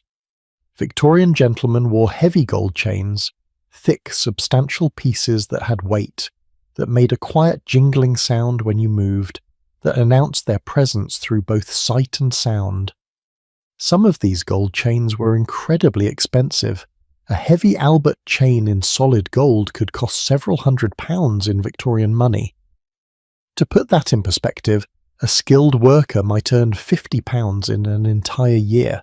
So you're looking at 4 to 6 years' worth of wages for the working class, all wrapped around your midsection. And this wasn't hidden like the watch. The chain was visible, always on display, constantly communicating your status to everyone around you. Historical photographs from the Victorian and Edwardian eras show men pose specifically to display their watch chains. They'd stand with one hand in their pocket, the other casually resting near their chain, making sure the camera captured it. Or they'd be photographed in conversation, their body angled so the chain caught the light. These weren't accidental compositions. The photographer and the subject were both aware that the watch chain was a crucial element of the image. something that needed to be prominent and clearly visible. One particularly telling photograph from the era shows a gentleman with his hand in his pocket, and his waistcoat has a custom-made round hole, not a pocket but an opening, specifically designed to display his watch chain. He's spent money to have his clothing modified to better showcase his chain. That's the level of importance we're talking about. Clothing designed around accessories, not the other way around. But the chain was just the beginning. Attached to that chain, you'd typically find several small objects, each with its own purpose and significance. And at the top of the list, both in importance and in how frequently it was used, was the seal. Now, I need you to imagine a world without email, without text messages, without phones, without any form of instant communication. If you wanted to tell someone something, you wrote them a letter.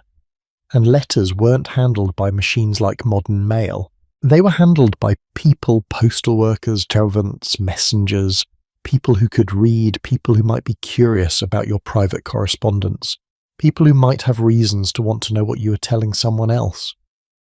So how do you protect your privacy? How do you ensure that your letter reaches its destination unopened, that nobody has tampered with it, that the recipient knows it genuinely came from you and hasn't been forged? The answer: you seal it with wax. And not just any wax. Wax impressed with your personal seal, your unique mark that cannot be easily replicated. This is where the seal fob comes in. It was a small object, usually about an inch or two in length, with the design carved in reverse into one end. You'd heat wax, usually red wax because red wax was traditional and highly visible, drip it onto your folded letter, and press your seal into it. The wax would cool and harden, creating a three-dimensional impression of your seal's design. Anyone trying to open the letter would break the seal, leaving obvious evidence of tampering. And the design itself served as a signature, a way to prove the letter came from you. Seal designs varied widely. Wealthy families had crests or coats of arms carved into their seals.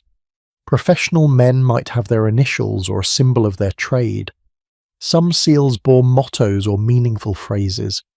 The material mattered too. Cheap seals were made from brass or base metals, while expensive seals were carved from semi-precious stones. Carnelian was popular, a red-orange stone that could be carved with incredible detail. Citrine, amethyst, and jade were also used. Really expensive seals might be carved from emerald or sapphire. And these weren't just functional objects. They were jewellery, art pieces, items that might be passed down through generations. A family seal could be centuries old, carrying the weight of history and lineage. Using your grandfather's seal connected you to your family's past, demonstrated continuity and belonging. And because seals hung from your watch chain, visible to anyone who looked at you, they served as constant advertisements of your identity and heritage. But the seal was just one possible attachment. Let me tell you about the other things gentlemen carried on their watch chains, because this is where it gets really interesting. The watch key we've already mentioned, essential for winding and setting your watch until keyless winding became standard later in the 1800s. But beyond that, there were countless other accessories. Vesta cases were extremely common. These were small containers for holding matches called vestas at the time after the Roman goddess of the hearth. Before convenient pocket lighters existed, if you wanted to smoke a cigar or pipe, you needed matches. And you couldn't just carry loose matches in your pocket. They'd break, get damp, possibly ignite by accident. The Vesta case protected them while keeping them accessible. And of course, Vesta cases could be plain or elaborate, cheap tin or silver with elaborate engravings. Another opportunity to display taste and wealth. Some gentlemen carried small pencils attached to their watch chains. Mechanical pencils, essentially, though not with the same mechanisms we use today. These were usually simple affairs, a metal or ivory case holding a short graphite lead, with some way to extend and retract it. Perfect for making quick notes, jotting down addresses, recording observations. In an era before smartphones and voice memos, your watch chain pencil was how you captured information on the go. Cigar cutters were another popular accessory, particularly among wealthy businessmen and politicians. A good cigar needed to be cut properly before smoking, and a watch chain cigar cutter ensured you always had the tool available. Some of these were exquisitely made, tiny scissors or guillotine blades, usually silver, sometimes gold, engineered to be both beautiful and functional. Then there were the practical tools, small knives, nail files, toothpicks, though carrying and using a toothpick in public was somewhat controversial. Even tiny spoons for snuff. Each addition to your watch chain said something about your habits, your priorities, your lifestyle. A cigar cutter and Vesta case marked you as a smoker. A seal announced your social standing. A pencil suggested you were a man of business and ideas. The collection of objects dangling from your chain created a profile, a character study, a story told through accessories. But there was a danger here, a social trap waiting for the unwary. Having too many items on your watch chain was considered lower class. It suggested you were trying too hard, showing off, unable to make sophisticated choices. The upper classes practiced what we might call accessory minimalism. One, maybe two carefully chosen items on their watch chains, a seal and a watch key perhaps, or a seal alone, simple, elegant, restrained.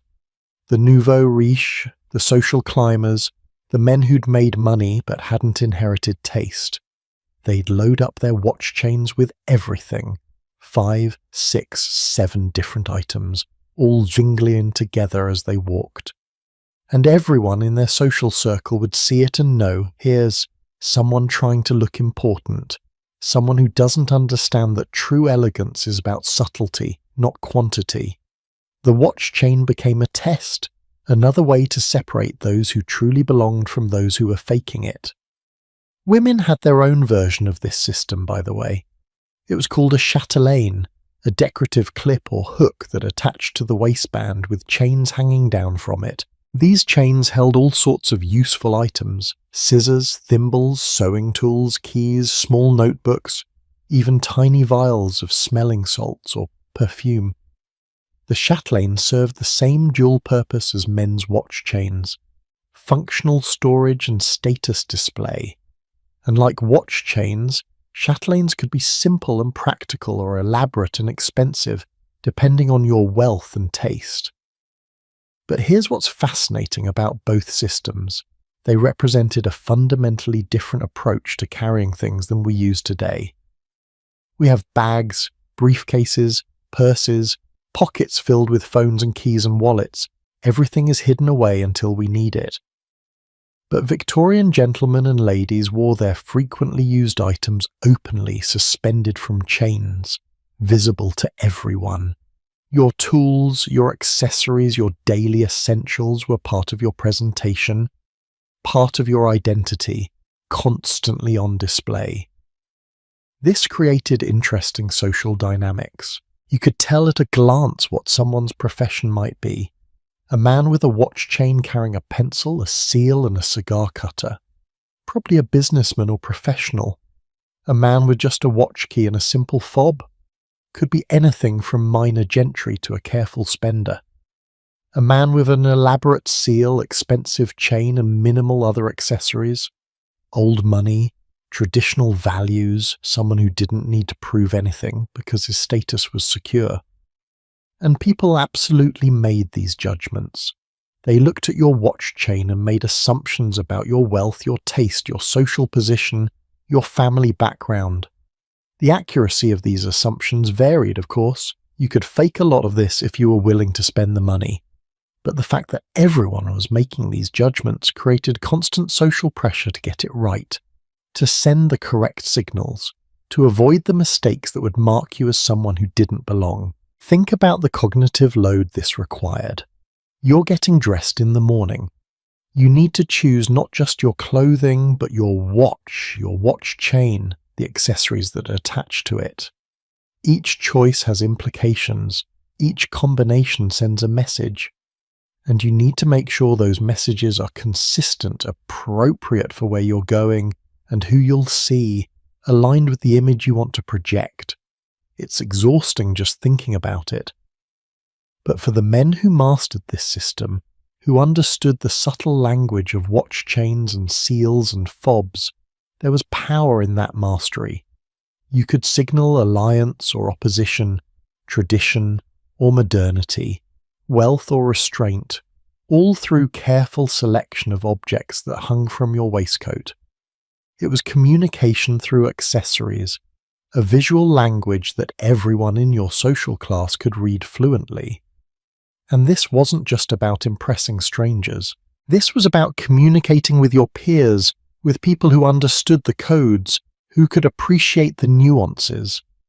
When you walked into a business meeting or a social gathering, before you said a word, your watch chain had already told everyone in the room a dozen things about you.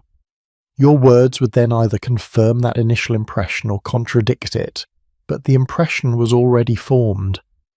This is the world pocket watches existed in, a world where time was personal rather than public, where checking what hour it was required a small theatrical performance, where the tools for that performance were expensive, elaborate, and fraught with social significance.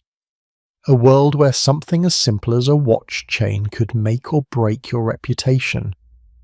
But this elaborate system, this beautiful complexity, was about to be tested in the harshest way possible.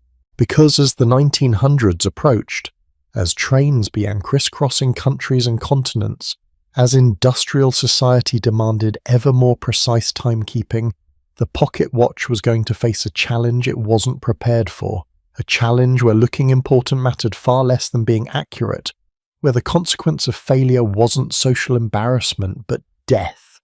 Let's see what happened. April 19th, 1891, Kipton, Ohio. It's a quiet morning in a small railroad town, the kind of place where nothing particularly dramatic usually happens. The biggest excitement most days is watching the trains pass through, the Lakeshore and Michigan Southern Railway trains that connect Cleveland to Toledo and points beyond. 2 trains are scheduled to pass each other at Kipton this morning. Train number 8, the Toledo Express, heading west with passengers, and train number 14, the Fast Mail, heading east at high speed with postal workers sorting letters in the mail cars. Both trains are running on the same track in opposite directions, scheduled to meet and pass at Kipton where the track has a passing siding. The system should work perfectly. Train number 8 should arrive first, pull onto the siding and wait. Train number 14 should pass on the main track, then train number 8 can continue its journey. Simple, safe, routine. Except this morning something is wrong.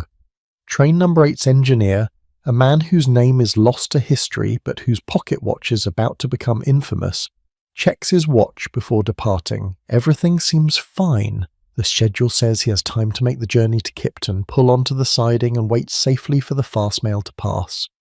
But his watch is wrong. 4 minutes wrong. It had stopped for 4 minutes during the night. Maybe the mainspring caught, maybe dust got into the mechanism, maybe it was just old and worn and then started running again. The engineer didn't notice. How could he? The watch was ticking, the hands were moving, everything appeared normal. He had no way to know that those 4 minutes were missing, yet his watch was telling him it was earlier than it actually was. So train number 8 departs. The engineer thinks he has plenty of time. In reality, he's running 4 minutes late.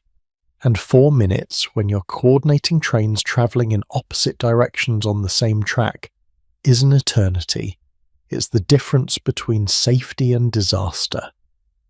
Train number 14, the Fast Mail, departs on schedule.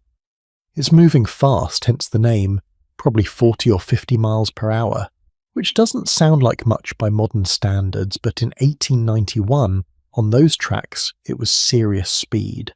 The postal workers are in the mail cars sorting letters, completely focused on their work, unaware of anything wrong.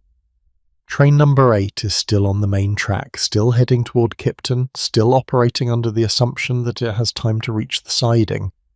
The engineer has consulted his watch, the math checks out. He should make it with minutes to spare. He doesn't make it. The two trains meet head-on at full speed. The impact is catastrophic. The fast mail, being lighter and faster, essentially climbs up and over the Toledo Express. Metal tears, wood splinters, the sound is described by witnesses as unlike anything they'd ever heard. A screaming, grinding, tearing noise that seems to go on forever, but probably lasts only seconds. And then the aftermath. Wreckage scattered across the tracks, steam hissing from ruptured boilers, and the terrible silence that follows disaster. 8 people die. 6 postal workers in the mail cars of train number 14 killed instantly when their car was crushed. And both engineers, the man with the faulty watch and his counterpart on the fast mail, who had no warning, no chance to stop, no way to avoid the collision. 8 men dead because one pocket watch was 4 minutes slow. Can you imagine being one of the survivors, understanding what happened, realizing that this catastrophe, this tragedy that killed your co-workers and friends, happened because of something as mundane as an inaccurate timepiece? Not malice, not incompetence, not even bad luck, just a watch that stopped and restarted without anyone noticing. The investigation was immediate and thorough. The railroad companies knew they had a problem. This wasn't the first train accident involving time discrepancies, though it was one of the deadliest. Engineers and conductors all carried pocket watches. Everyone assumed those watches were accurate, but clearly they weren't. And in a system where trains shared tracks, where scheduling was calculated to the minute, inaccurate watches were literally deadly. The Lakeshore and Michigan Southern Railway brought in a jeweler from Cleveland named Webb Ball. Webster Ball, though everyone called him Webb, was already known as an expert watchmaker and something of a perfectionist. The railroad essentially asked him, "Can you fix this? Can you create a system that ensures this never happens again? Can you make sure every watch used in railroad operations is accurate enough to prevent trains from colliding?" Ball took the job seriously, extraordinarily seriously. He didn't just inspect watches, he created an entire system, a comprehensive set of standards that would come to define what we now call railroad-grade timepieces, and these standards were brutal. First, the watch had to be size 16 or size 18, meaning specific dimensions that allowed for larger, more accurate movements. Smaller watches, the delicate ones that were fashionable, simply couldn't meet the accuracy requirements. Railroad watches would be big, substantial timepieces. Second, minimum 17 jewels in the movement. Jewels, usually synthetic rubies or sapphires, served as bearings for moving parts, reducing friction and wear. More jewels meant more precision, longer life, better timekeeping. 17 was the minimum. Many railroad watches had 19 or 21 jewels, some even more.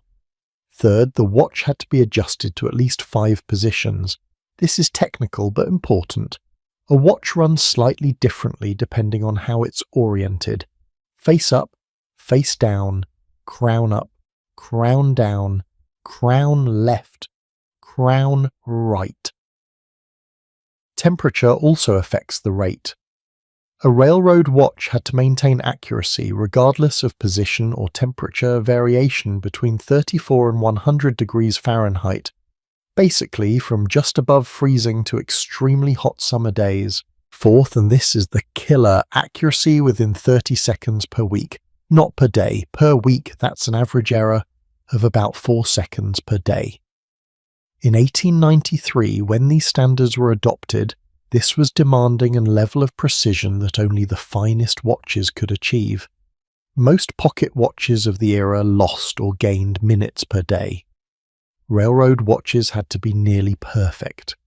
And fifth, the watch had to have specific technical features: a double roller, a steel escape wheel, lever set rather than key set, and an open face design so you could read the time instantly without opening a cover. Every one of these requirements had a practical purpose, usually learned through some previous failure or problem. Webb Ball didn't just set these standards, he enforced them. He established a network of approved watch inspectors across the railroad system. Every 2 weeks, railroad employees had to bring their watches to an approved inspector. The watch would be tested, compared against a precision master clock, adjusted if necessary. If it was running fast or slow by more than 30 seconds, it had to be repaired before the employee could continue working. And all of this was documented, recorded, tracked.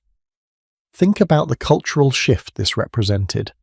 Before Kipton, pocket watches were about status, about display, about looking important. After Kipton, at least in railroad service, watches were about precision, about accuracy, about safety. The watch transformed from jewelry to tool, from accessory to equipment, from symbol to necessity, and the watches themselves changed. Manufacturers started producing watches specifically for railroad service. These weren't the most beautiful watches, they weren't status symbols, they were functional instruments designed to meet Ball's standards, to pass the inspections, to keep railroad employees and passengers safe.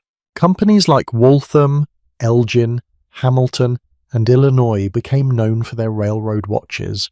These were American companies, using American mass production techniques, creating watches that were reliable, accurate, and affordable enough that railroad workers could actually buy them. The railroad watch, in a weird way, democratized precision. Before this, highly accurate watches were luxury items, available only to the wealthy. After the railroad standards were implemented, working men, engineers, conductors, even poor lower-level railroad employees had access to watches that kept better time than what most rich gentlemen owned. Function had superseded fashion, and the result was better watches at lower prices for more people. But here's what's remarkable about this story. It worked. The system worked. After the railroad watch standards were implemented and enforced, train accidents caused by time discrepancies virtually disappeared. Not completely, nothing is perfect, but the rate dropped dramatically. Lives were saved. The pocket watch, which had been a vanity item for centuries, had finally found a purpose beyond decoration. It had become genuinely important, genuinely necessary, genuinely valuable in ways that had nothing to do with status or wealth. And this changed how society viewed pocket watches. They became more respected, more serious. A man pulling out a railroad-grade watch wasn't just checking the time. He was demonstrating professionalism, precision, responsibility. The watch had gravitas now, weight beyond its physical heft. It meant something deeper than it had before Kipton.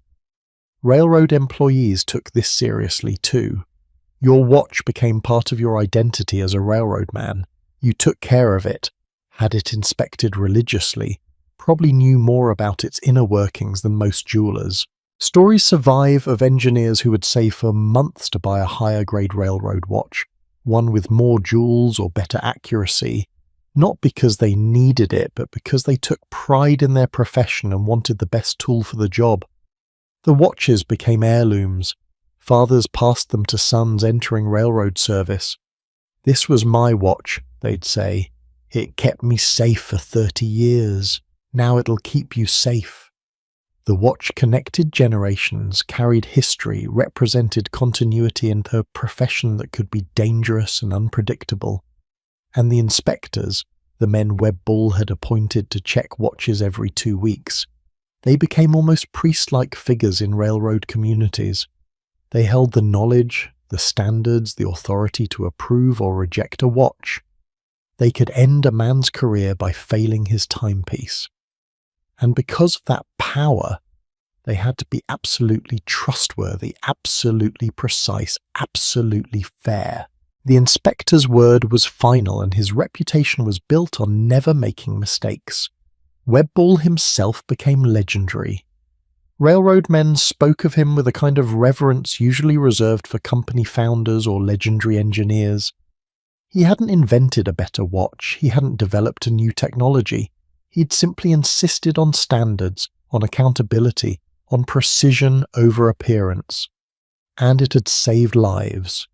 His name became synonymous with quality and accuracy. Ball standard meant something. It meant you could trust it, stake your life on it, depend on it absolutely. But there's a sad epilogue to this story.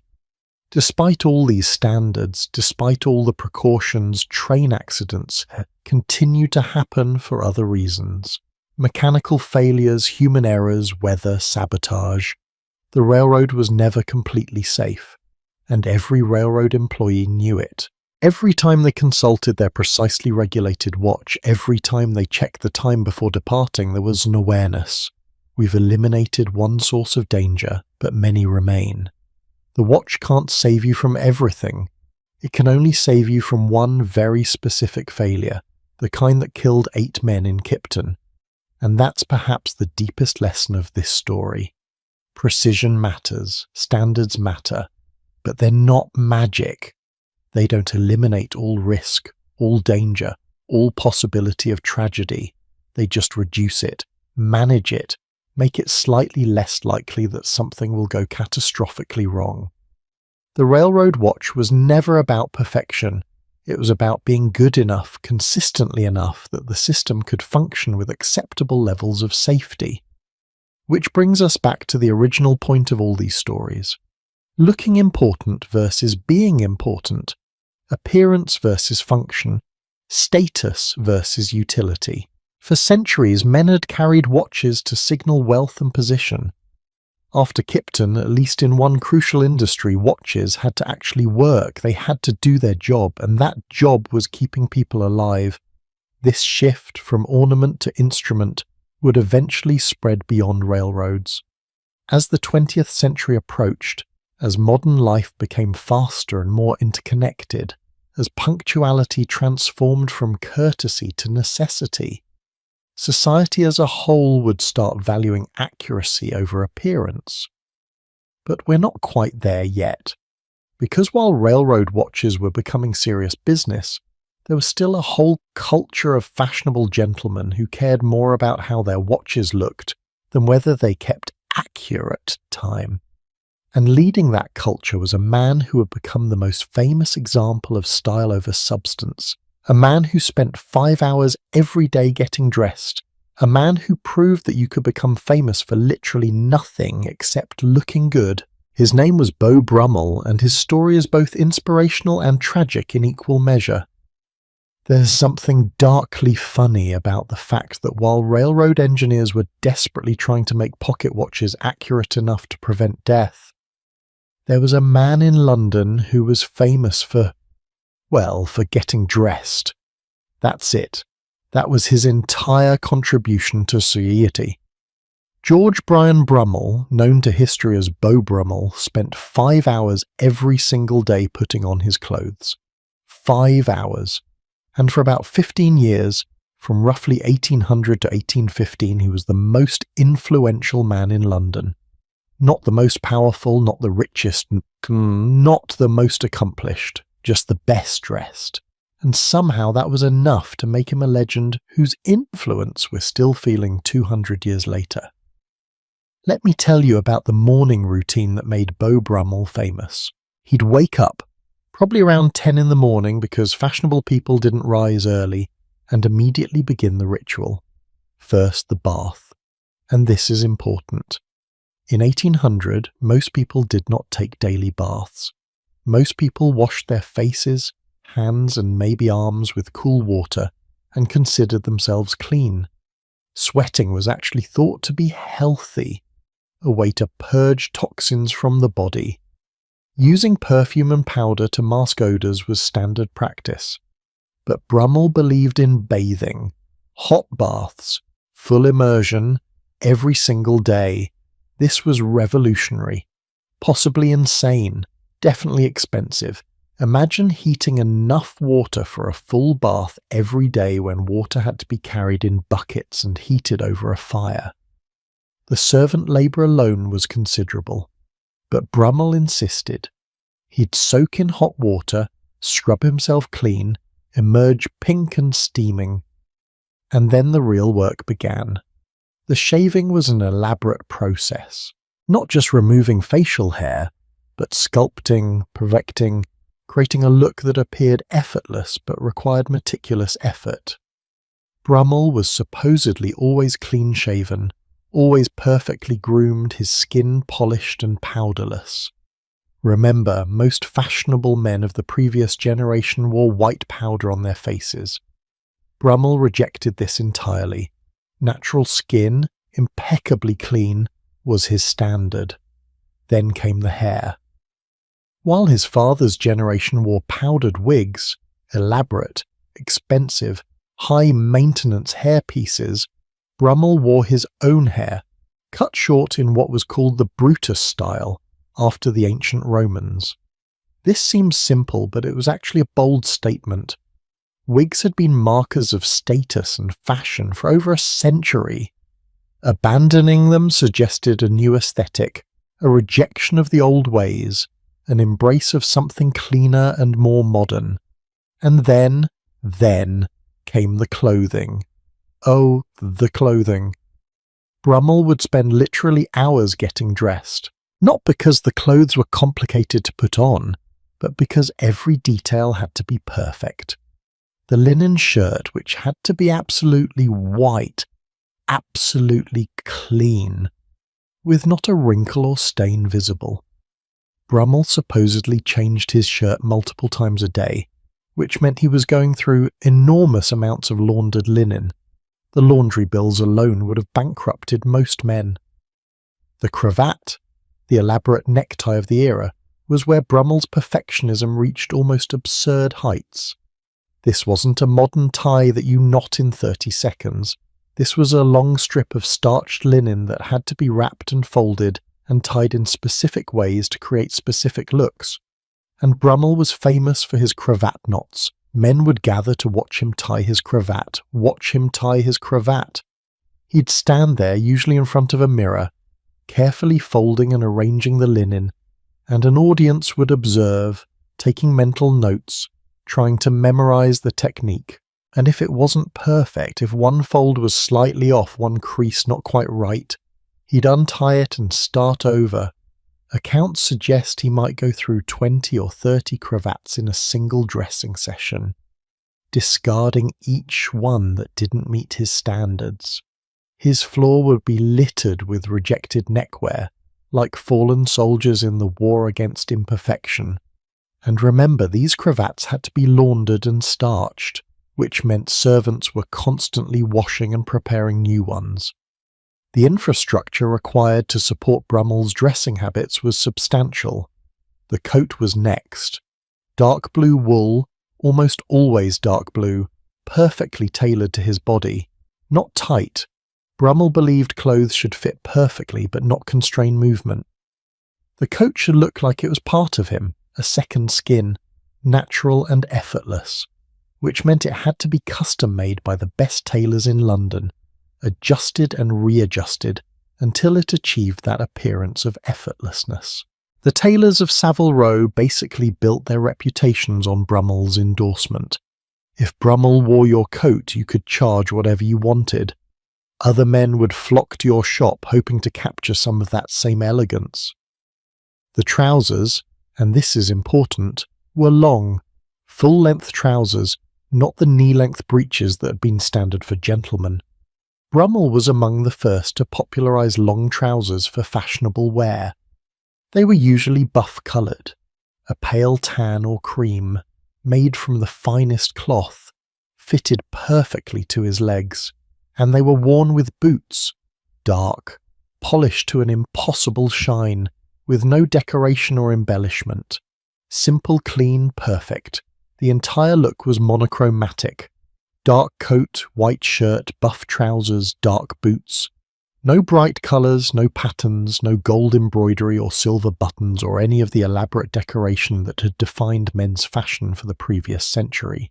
Brummell's aesthetic was about subtlety, about quality rather than ostentation, about details so perfect that they didn't call attention to themselves except through their perfection. 5 hours every day to achieve a look that was supposed to appear effortless, unstudied, as if he'd just thrown these clothes on without thinking. That was the genius and the absurdity of it. The goal was to look like you didn't care, which required caring more than anyone else, and it worked. George, Prince of Wales, the future King George IV, became Brummell's friend and patron. The most powerful men in England sought his approval. Being acknowledged by Brummell, having him nod to you in public, was a social achievement.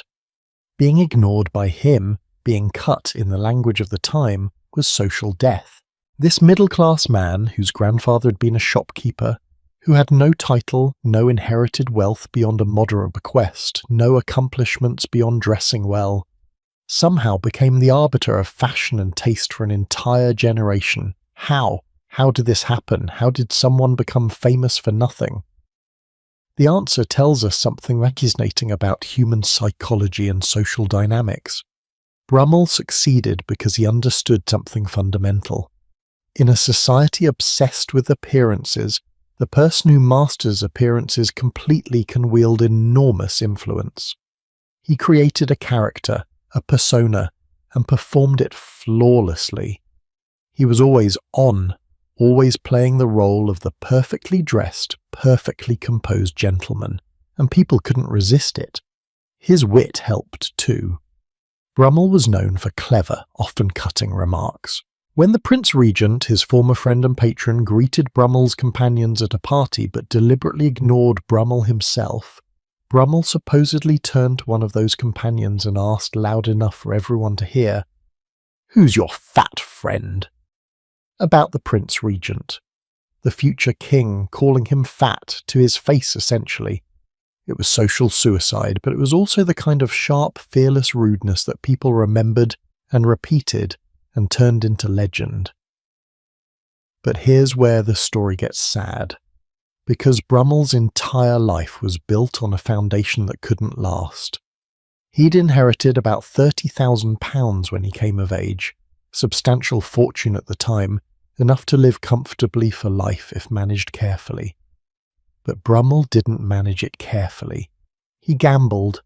He spent extravagantly on clothes, on furnishing his bachelor apartment in Mayfair, on maintaining the lifestyle expected of someone in his social position, and the money ran out. By 1815, Brummell was deeply in debt.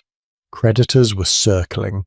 His relationship with the Prince Regent had soured, partly because of that fat friend comment, partly because the prince was abandoning his old Whig political allies and Brummell had aligned himself with that faction. Without royal patronage, without money, Brummell's position was untenable. On May the 16th, 1816, he fled to France to escape his creditors. He was essentially running away in the night, abandoning England forever. The last 24 years of his life were spent in France, mostly in Calais, living on increasingly desperate circumstances. Friends would send him money occasionally.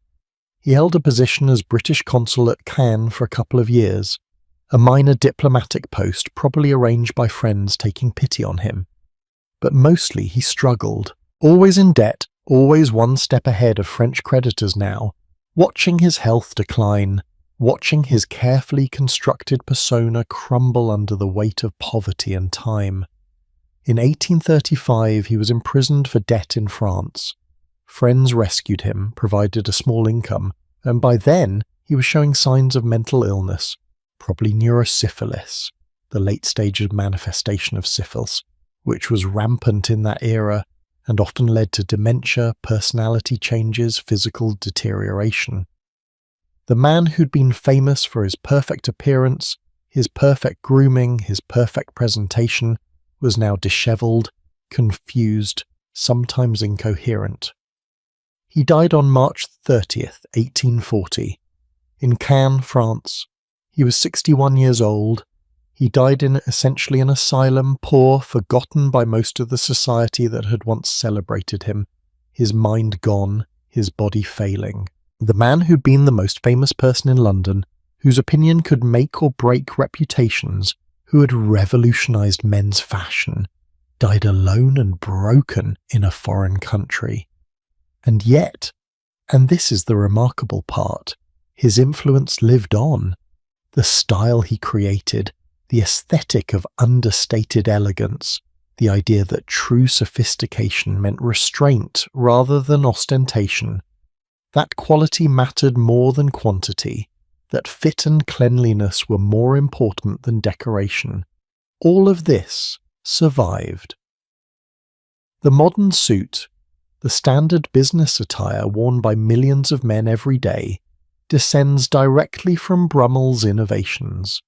The dark jacket, the light trousers, the simple tie, the emphasis on perfect tailoring, that's all Brummell. Even the concept of being cool, appearing effortlessly superior, cultivating an air of detached confidence, acting as if you're not trying even as you try incredibly hard, that's Brummell too. He invented a way of being that we're still imitating. Every fashion influencer, every style blogger, every person who carefully curates their appearance while claiming they just threw this on, they're following in Brummell's footsteps whether they know it or not. But there's a darkness in that legacy too, isn't there?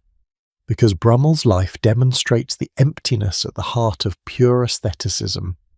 If your entire identity is based on appearance, on performance, on maintaining an image, what happens when you can't maintain it anymore?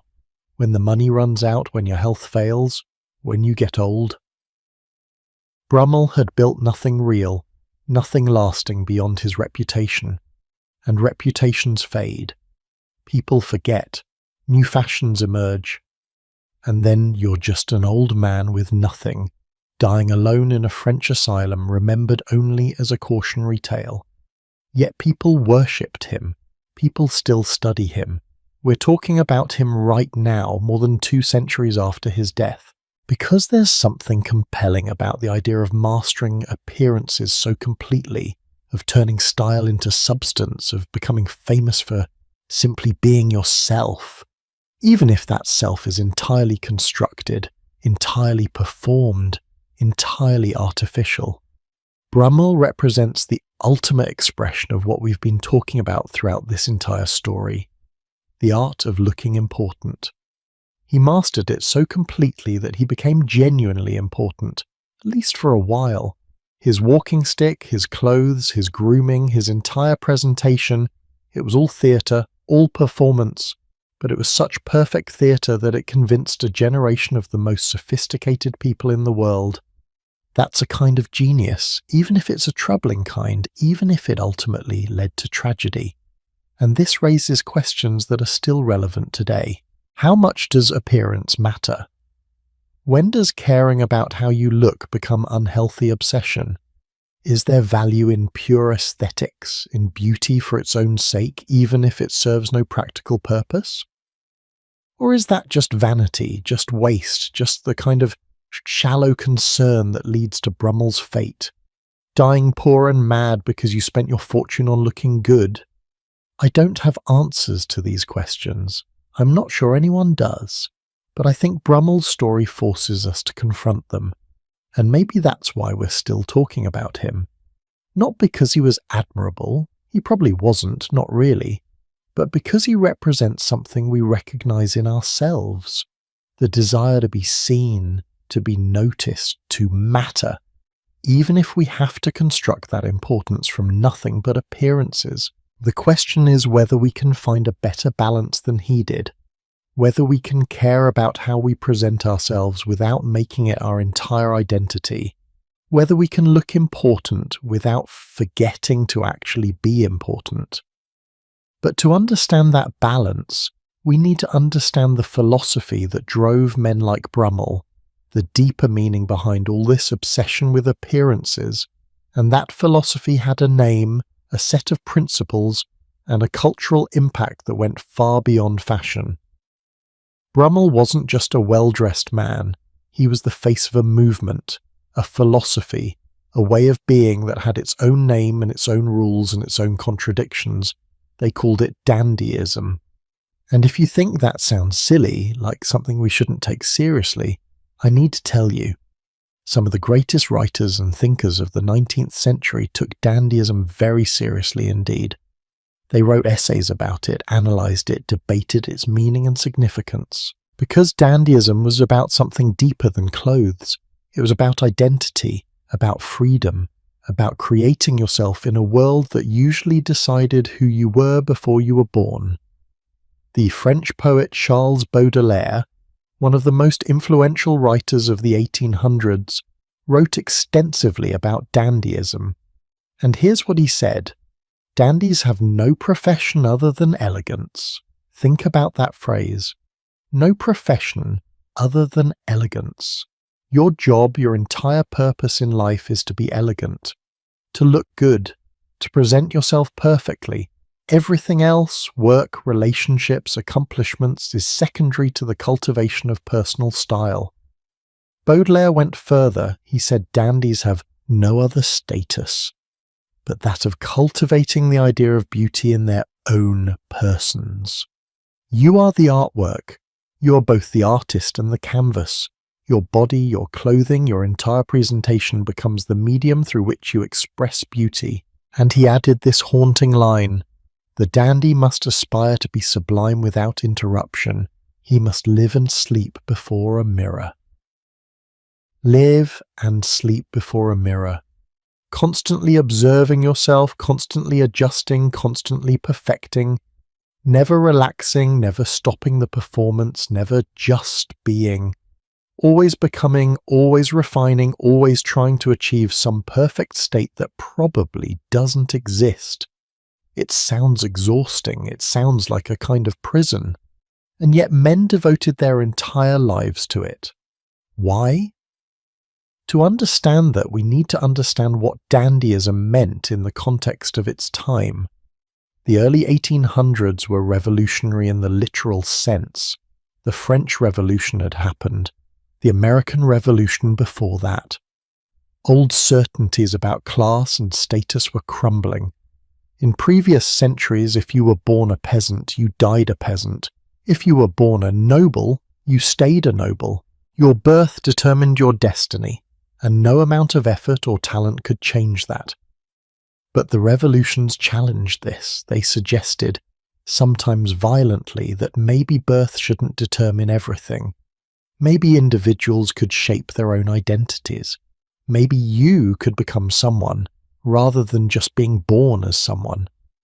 This was terrifying to the old aristocracy and thrilling to everyone else. Dandyism was a response to this new possibility. It said, if identity isn't fixed, if we can create ourselves, then I'm going to create myself as perfectly as possible. I'm going to craft my appearance, my manners, my entire presentation so carefully that I transcend my birth circumstances. I'm going to make myself into a work of art. And this was genuinely radical. Brummel's grandfather had been a shopkeeper.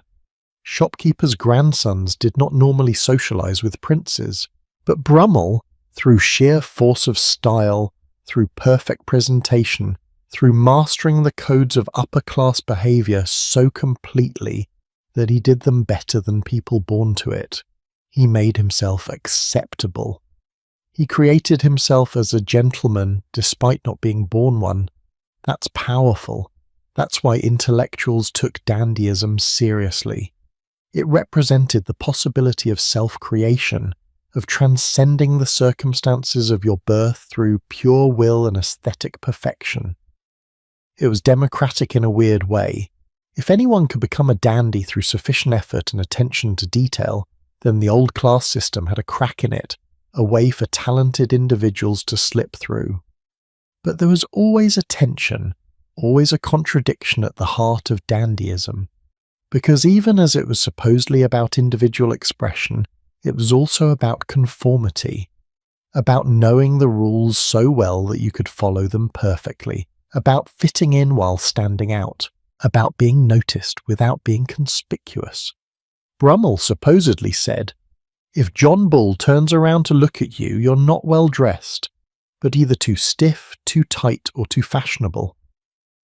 John Bull was the stereotypical ordinary Englishman, and Brummel's point was, if regular people notice you, you've failed.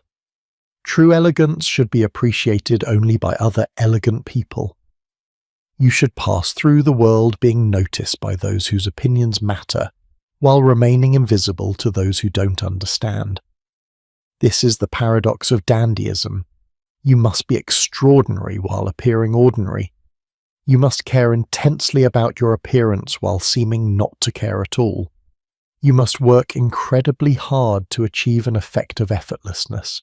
It's a performance that denies being a performance. It's art that pretends to be nature, and this made dandies fascinating but also infuriating to their contemporaries. Society didn't quite know what to make of them. Were they admirable for their dedication to aesthetic perfection? Or were they ridiculous for caring so much about something so superficial? Were they expressing individual freedom or just being vain? Were they artists or just narcissists? The French writer Jules Barbé d'Aurevilly wrote an entire essay in 1845 called On Dandyism and George Brummel. He tried to define the essence of dandyism, to explain what it meant and why it mattered, and he concluded that dandyism was essentially about creating a public persona so perfect, so complete, that it became more real than your actual self. The performance becomes the reality. You are what you present. But d'Aurevilly also noted the dark side. He observed that Brummel was cold, heartless, and satirical.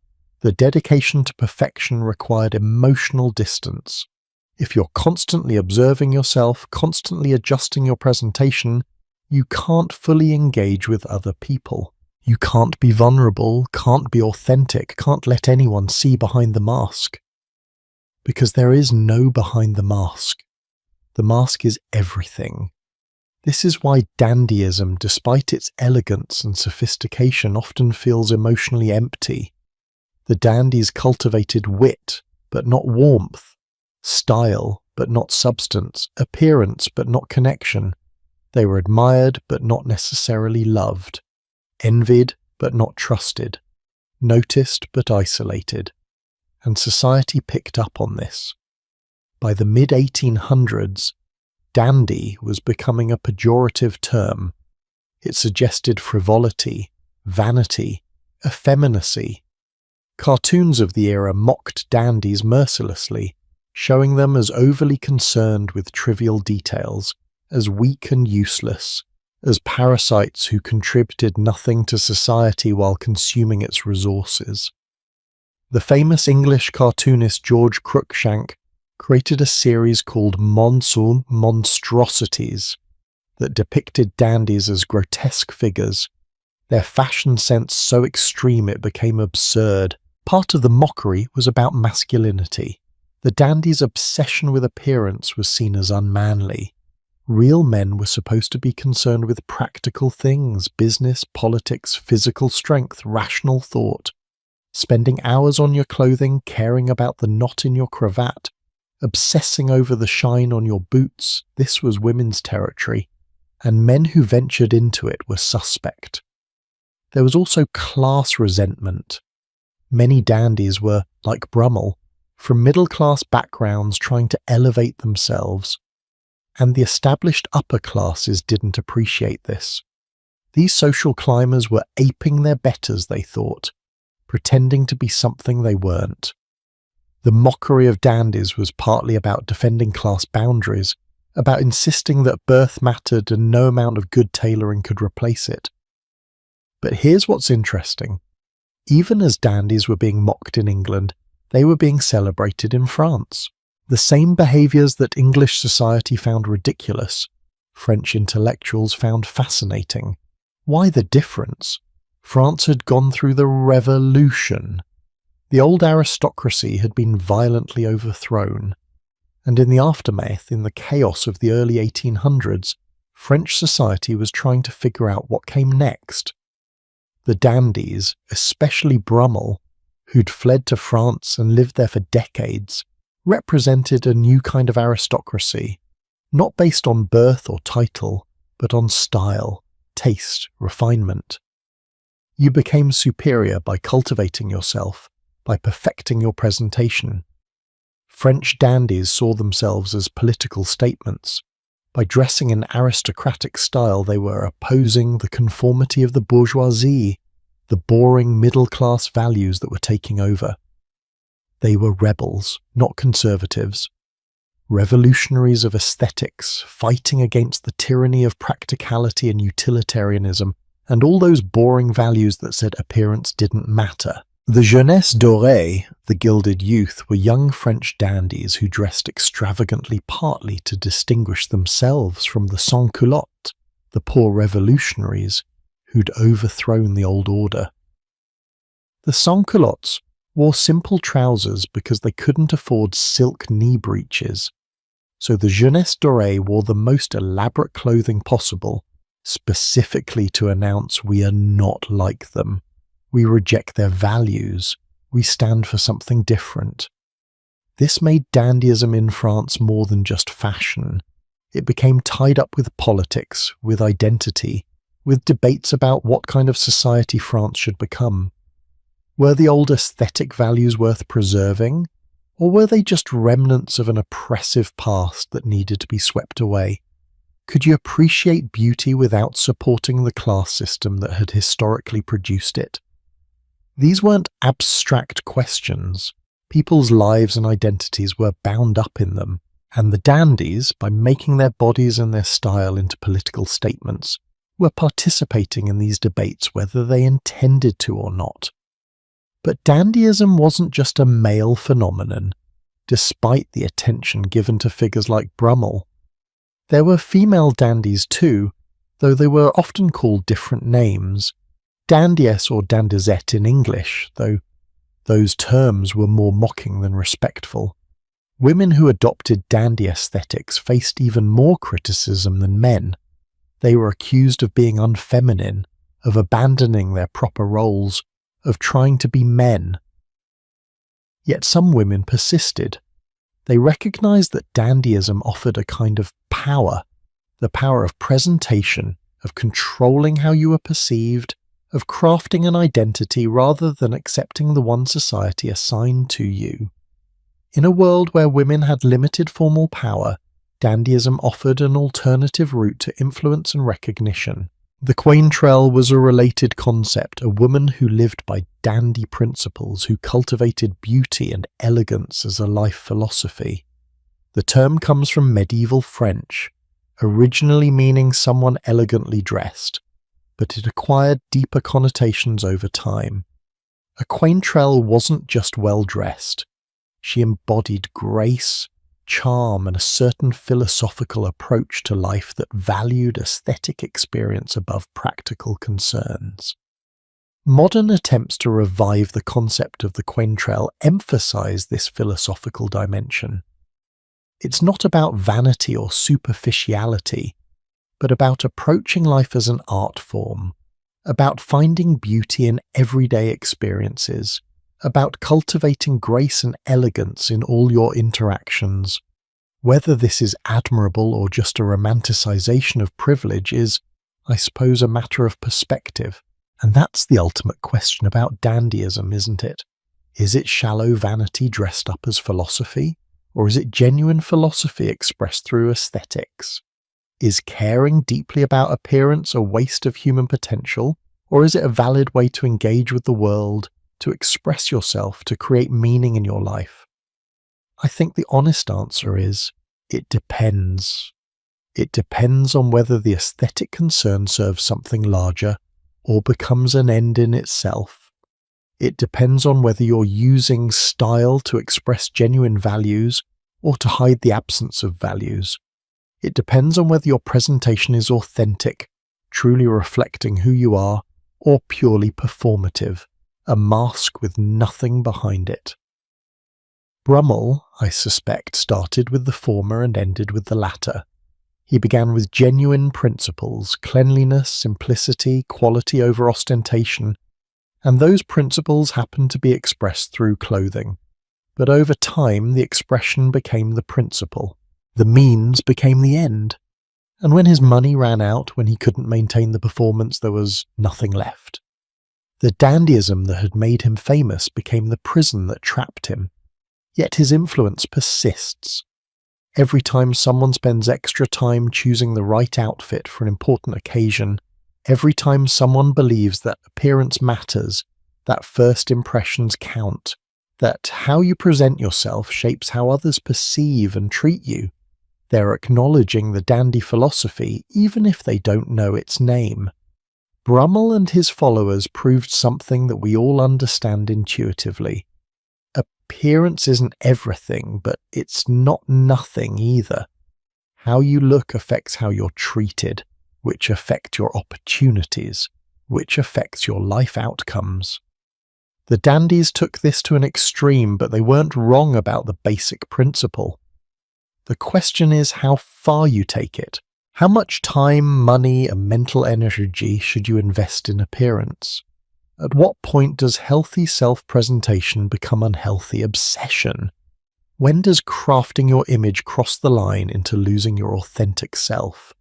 These are questions each person has to answer for themselves, but they're questions the dandies force us to confront, and maybe that's their real legacy, not the specific fashion choices they made, but the questions they raised about identity, authenticity, and the relationship between who we are and how we appear. But to fully understand these questions, we need to see how all of this played out in real social situations, how people actually judged each other based on their accessories and presentation, how the walking stick and pocket watch became tools for reading social position. Let's examine that now. All of this philosophy, all of this theory, all of these ideas about dandyism and self-creation, they only mattered if other people could read the signals. And they could. Victorian society developed an almost supernatural ability to assess a person's social standing within moments of meeting them. One glance at someone's walking stick, one quick look at their watch chain, and experienced observers could tell you not just their approximate wealth, but their family background, their education, their aspirations, their insecurities, sometimes even their character. The accessories became a language, and everyone in polite society was fluent. Let me walk you through how this worked.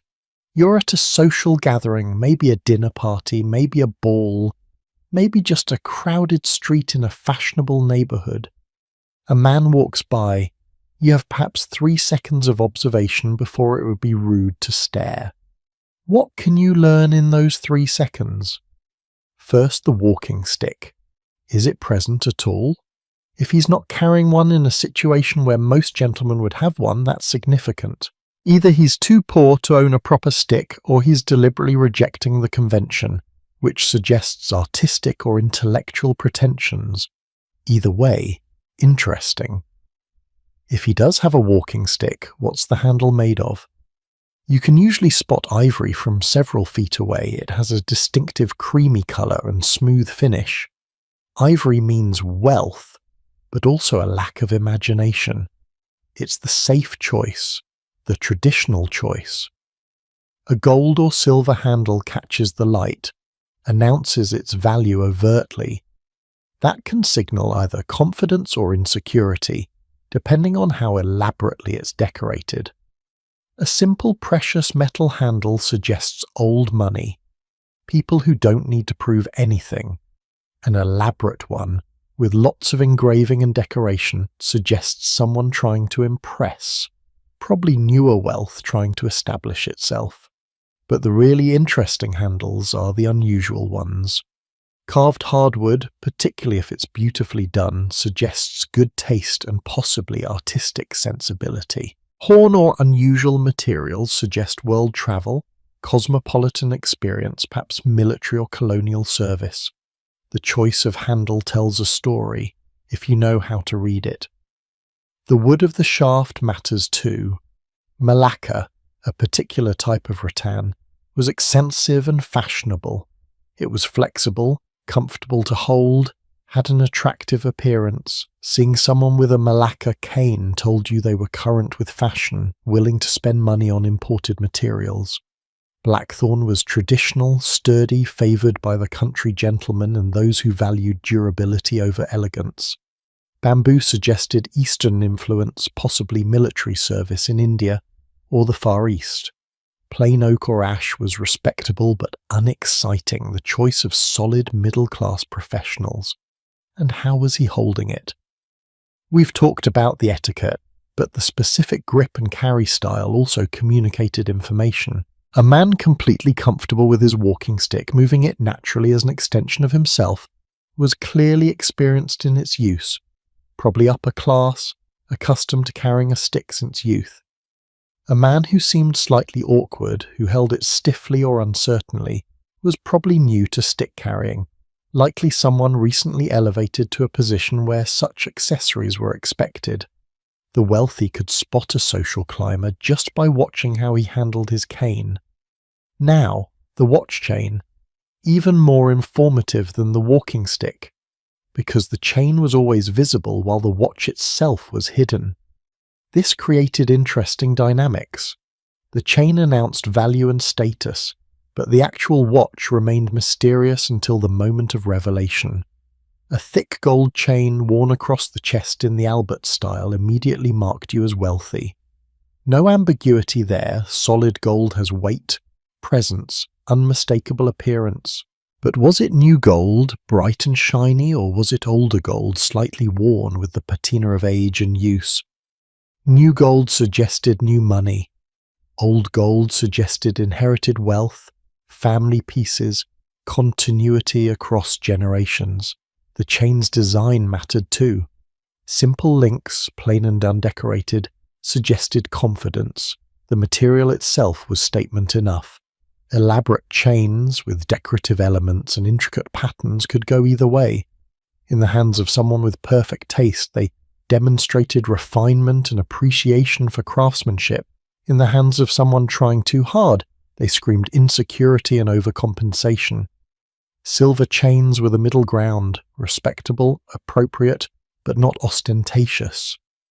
They marked you as solidly middle class, successful enough to afford quality accessories, but not wealthy enough for gold. Or, and this was the clever part, they could indicate someone from the upper classes deliberately choosing restraint, someone secure enough in their position that they didn't need to display gold.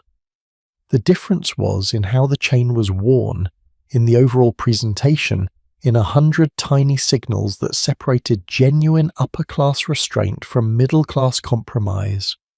What hung from the chain? This was crucial. A single seal, especially if it appeared to be antique, suggested old family, inherited wealth, tradition. Multiple accessories, seal, watch key, Vesta case, pencil, cigar cutter, suggested either a practical professional man who needed these tools or someone trying to look like a practical professional man. The key was whether the accessories looked used and slightly worn or new and pristine. Used tools suggested genuine utility. Pristine accessories suggested affectation, someone who'd bought the whole set at once to create an image. The seal's design, if you could see it, told its own story. A family crest meant aristocratic or at least gentry background. Initials meant professional middle class. Someone who'd had a personal seal made but didn't have a hereditary one to use. No seal at all was ambiguous. Could mean poverty, or could mean the newest fashion, which sometimes rejected traditional accessories. And then, the moment of revelation, the man pulls out his watch. Now you see the actual timepiece, not just its chain. Is it gold or silver? Is it plain or engraved? Is it an expensive Swiss watch or a cheaper American one? Does he handle it carefully, as one would a valuable object, or casually, as someone so wealthy they don't worry about damage? Here's where it gets really interesting. The time display itself conveyed information. An open-face watch, where you could read the time without opening a cover, was more modern, more practical, favoured by professionals and businessmen. A hunter case with a hinged cover protecting the face was traditional. Protected the delicate porcelain dial suggested someone who valued preservation over convenience. The very wealthy often had both styles, choosing appropriately for different occasions. The watch's accuracy told you something too. If a man consulted his watch and seemed very certain of the time, if he made decisions based on it without hesitation, his watch was probably well maintained, regularly checked against public clocks, possibly even railroad grade. This suggested either wealth enough to afford the best, or professionalism that required precision. If he seemed less certain, if he consulted it but then asked others for confirmation, his watch was probably less reliable, marking him as someone who couldn't afford or didn't prioritize quality timekeeping. But watches and walking sticks weren't the only signals. The whole package mattered. Gloves, for instance.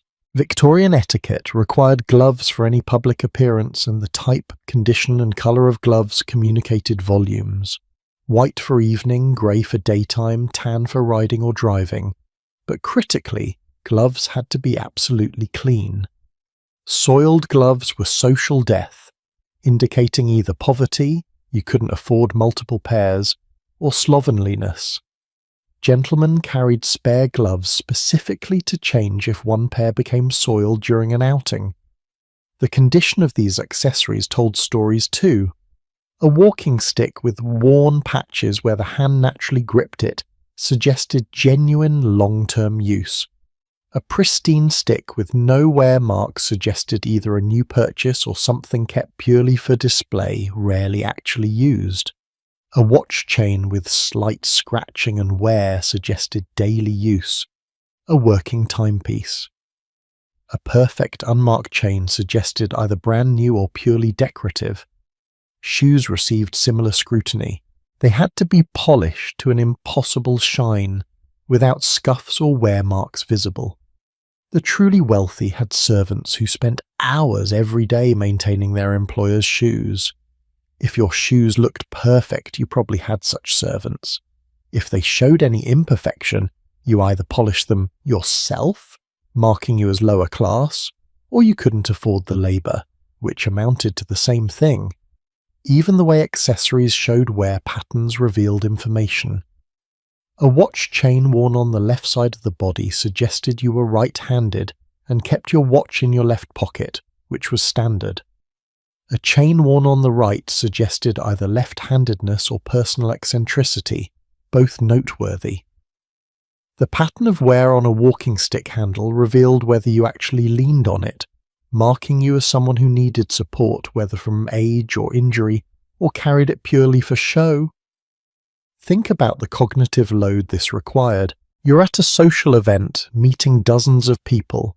For each person, you're rapidly processing dozens of visual signals, comparing them against your mental database of what various combinations mean, making judgments about wealth, class, taste, character, all within seconds of meeting someone.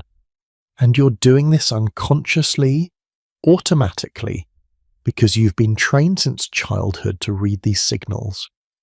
And here's the really stressful part. You know everyone else is doing the same assessment of you. Every choice you made that morning, which stick, which chain, which accessories, is being evaluated, judged, compared. Did you get it right? Are you sending the signals you intended? Or have you made some subtle error that everyone else has noticed and will gossip about later? The potential for mistakes was enormous.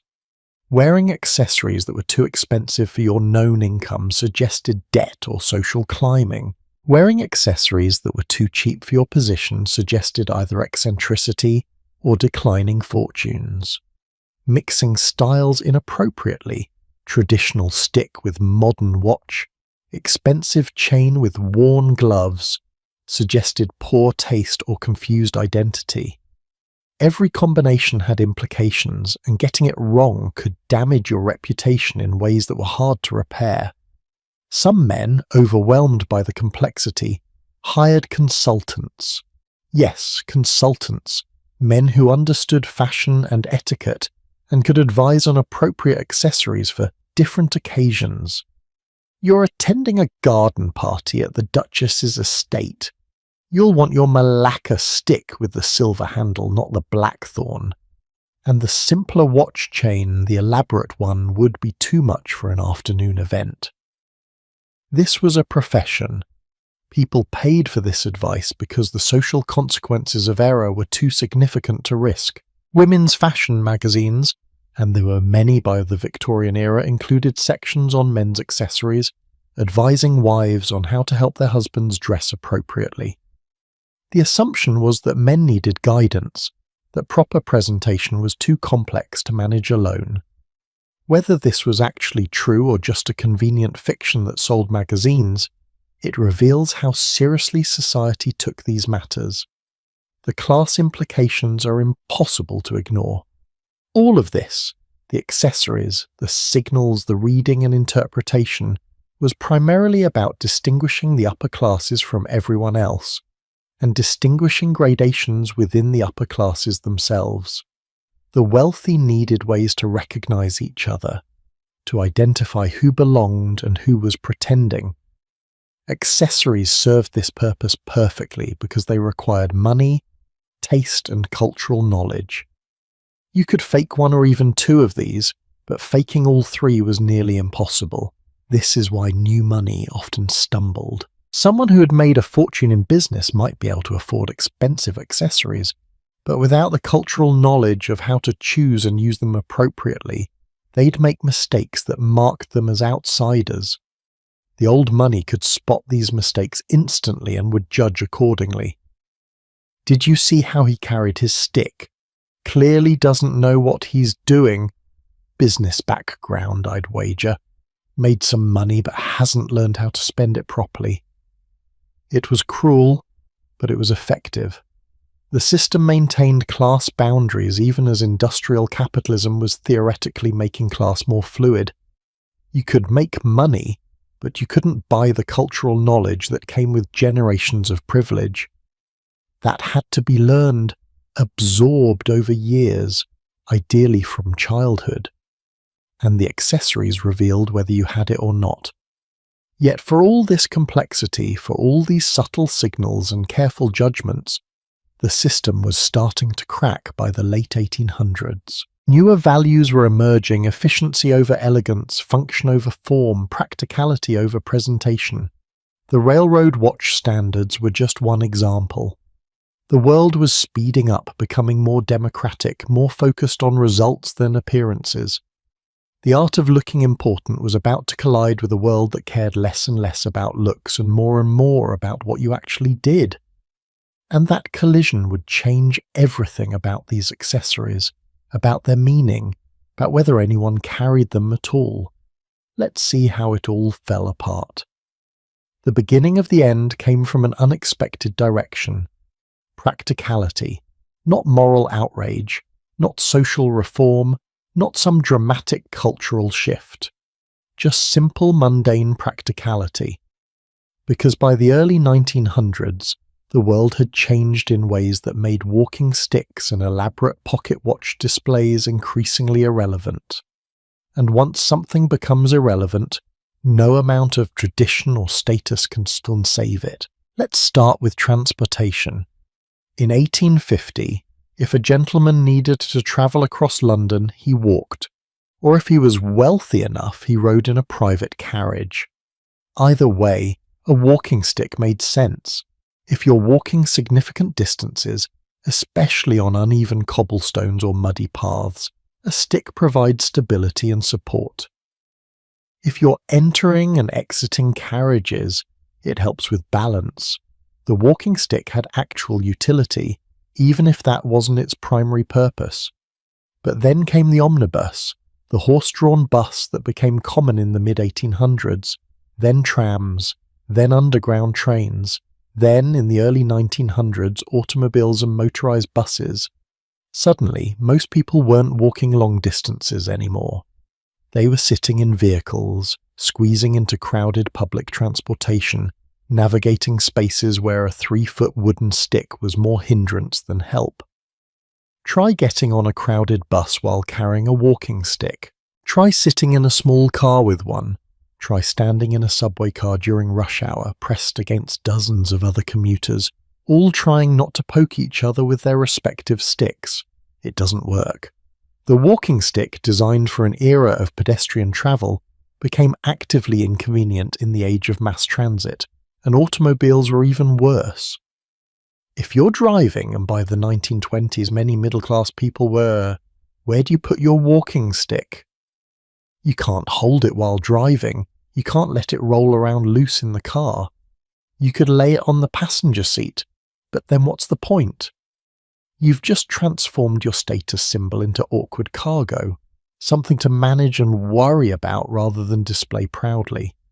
The same problem affected pocket watches, though for different reasons. In World War I, soldiers needed to check the time quickly, often while in combat situations. Reaching into your pocket, pulling out a watch, opening the case, reading the time, closing the case, putting it away, this process, which seemed perfectly reasonable in peacetime, was absurdly impractical in a trench under fire.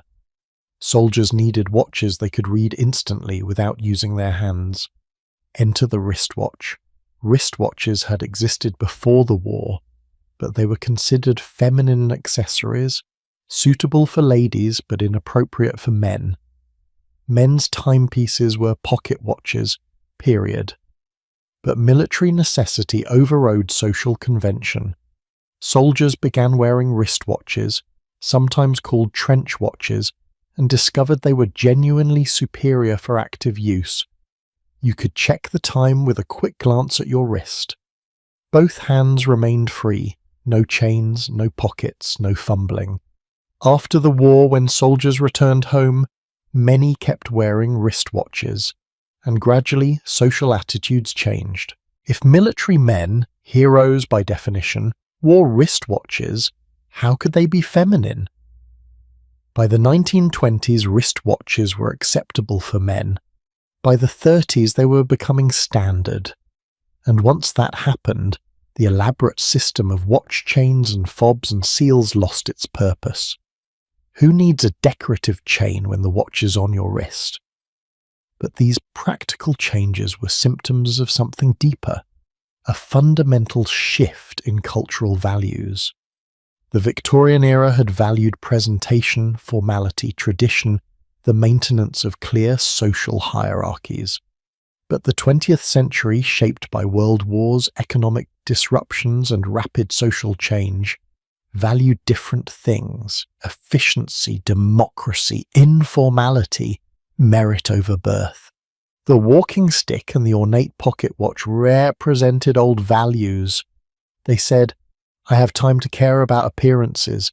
I have resources to spend on non-functional elegance. I belong to a class that values these things.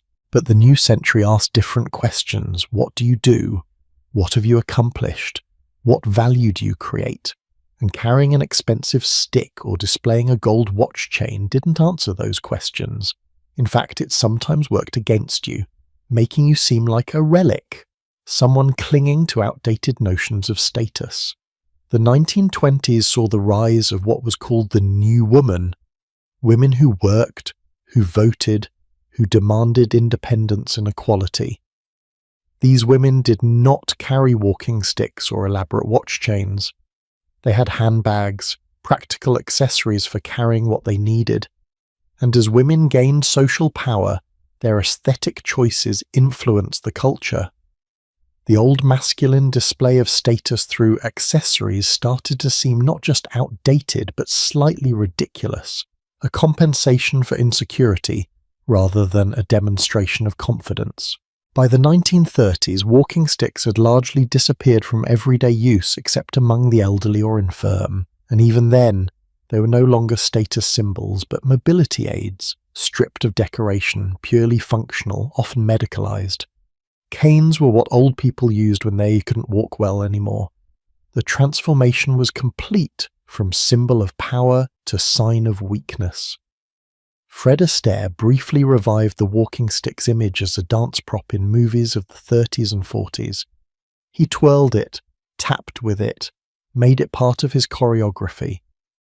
But this was entertainment, performance, nostalgia for an earlier era. It wasn't real life. Nobody left the movie theatre thinking they should carry a walking stick tomorrow.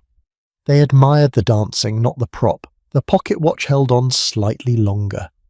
Through the 1950s, some older gentlemen still wore three-piece suits with watch chains across their waistcoats. These were usually men who'd come of age in the Victorian or Edwardian eras, who'd formed their sense of proper dress in a different time and never updated it.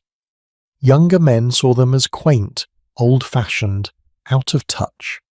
The pocket watch became a marker of age rather than status. By the 60s and 70s, pocket watches had become collector's items, antiques, things your grandfather owned that you inherited and kept in a drawer somewhere. They weren't functional timepieces. Your wristwatch or the clock on the wall, or eventually your phone told you the time. They were curiosities, remnants of a vanished world, interesting precisely because they represented something so different from contemporary life. And walking sticks. By this point, carrying one marked you as either very old, physically disabled, or deliberately eccentric. The occasional academic or artist might carry one as an affectation, a gesture toward 19th century aesthetics. But it was conscious performance, not natural behaviour. Everyone recognised it as such. What replaced these accessories? In some ways, nothing. Men's fashion became increasingly simple, stripped down. The suit remained, Brummel's legacy, but with fewer and fewer accessories. A watch on your wrist, a wallet in your pocket, maybe a briefcase for work. That was it. The elaborate system of signals and displays that had defined Victorian masculine presentation simply collapsed, leaving men with far fewer tools for nonverbal status communication. Or rather, the tools changed. Cars became status symbols in ways walking sticks never were. The type of car you drove communicated wealth, taste, values, much like accessories once had. But a car was functional. It transported you, served a genuine purpose. Even luxury cars, ostentatious as they might be, did something beyond looking good. Later, watches made a comeback as status symbols, but expensive watches rather than pocket watches. A Rolex or Patek Philippe on your wrist served the same social function that a gold watch chain once did, announcing wealth, demanding attention, separating you from people who wore cheaper timepieces. But again, it was functional. The watch actually told time, actually served a purpose, even if that purpose could be accomplished with a $5 digital watch. And in our current era, the smartphone has become the ultimate accessory, combining timekeeping, communication, information access, photography, everything. And smartphone culture has created its own status hierarchies. iPhone versus Android, the latest model versus older ones, certain cases and accessories marking you as part of specific subcultures. We haven't actually escaped the game of using objects to signal status. We've just changed which objects we use. But there's something different now, something that makes our era distinct from the Victorian one. We're more aware of the game. We recognise that these are signals, that we're being manipulated, that status displays are constructed rather than natural. There's irony in modern status seeking, a self-awareness that wasn't present in 1800. When a Victorian gentleman carried a gold-topped walking stick, he probably genuinely believed, that this reflected his inherent superiority, his natural right to respect and deference. When someone today buys an expensive phone or luxury watch, they know, at some level they must know, that it's a game, a performance, a choice to participate in a system of signals and counter-signals. The magic is gone, replaced by knowing participation. Is this progress? I'm honestly not sure. We've gained self-awareness, lost some hypocrisy, become more democratic in our access to status symbols. Almost anyone can save up for luxury goods, even if they're not wealthy. But we've also lost something. The beauty of the objects themselves, the craftsmanship, the aesthetic pleasure of a perfectly carved walking stick handle, or an exquisitely made pocket watch. Modern status symbols are often mass-produced, their value derived more from branding than inherent quality, and we've lost the ritual. The Victorian gentleman's morning routine of dressing, selecting his stick and watch chain, preparing his presentation, there was something meditative about it, something that demanded attention and care. Our modern equivalent is probably scrolling through Instagram while getting dressed, barely thinking about our choices. We're more efficient, certainly, but are we more intentional? Are we more present in our own lives?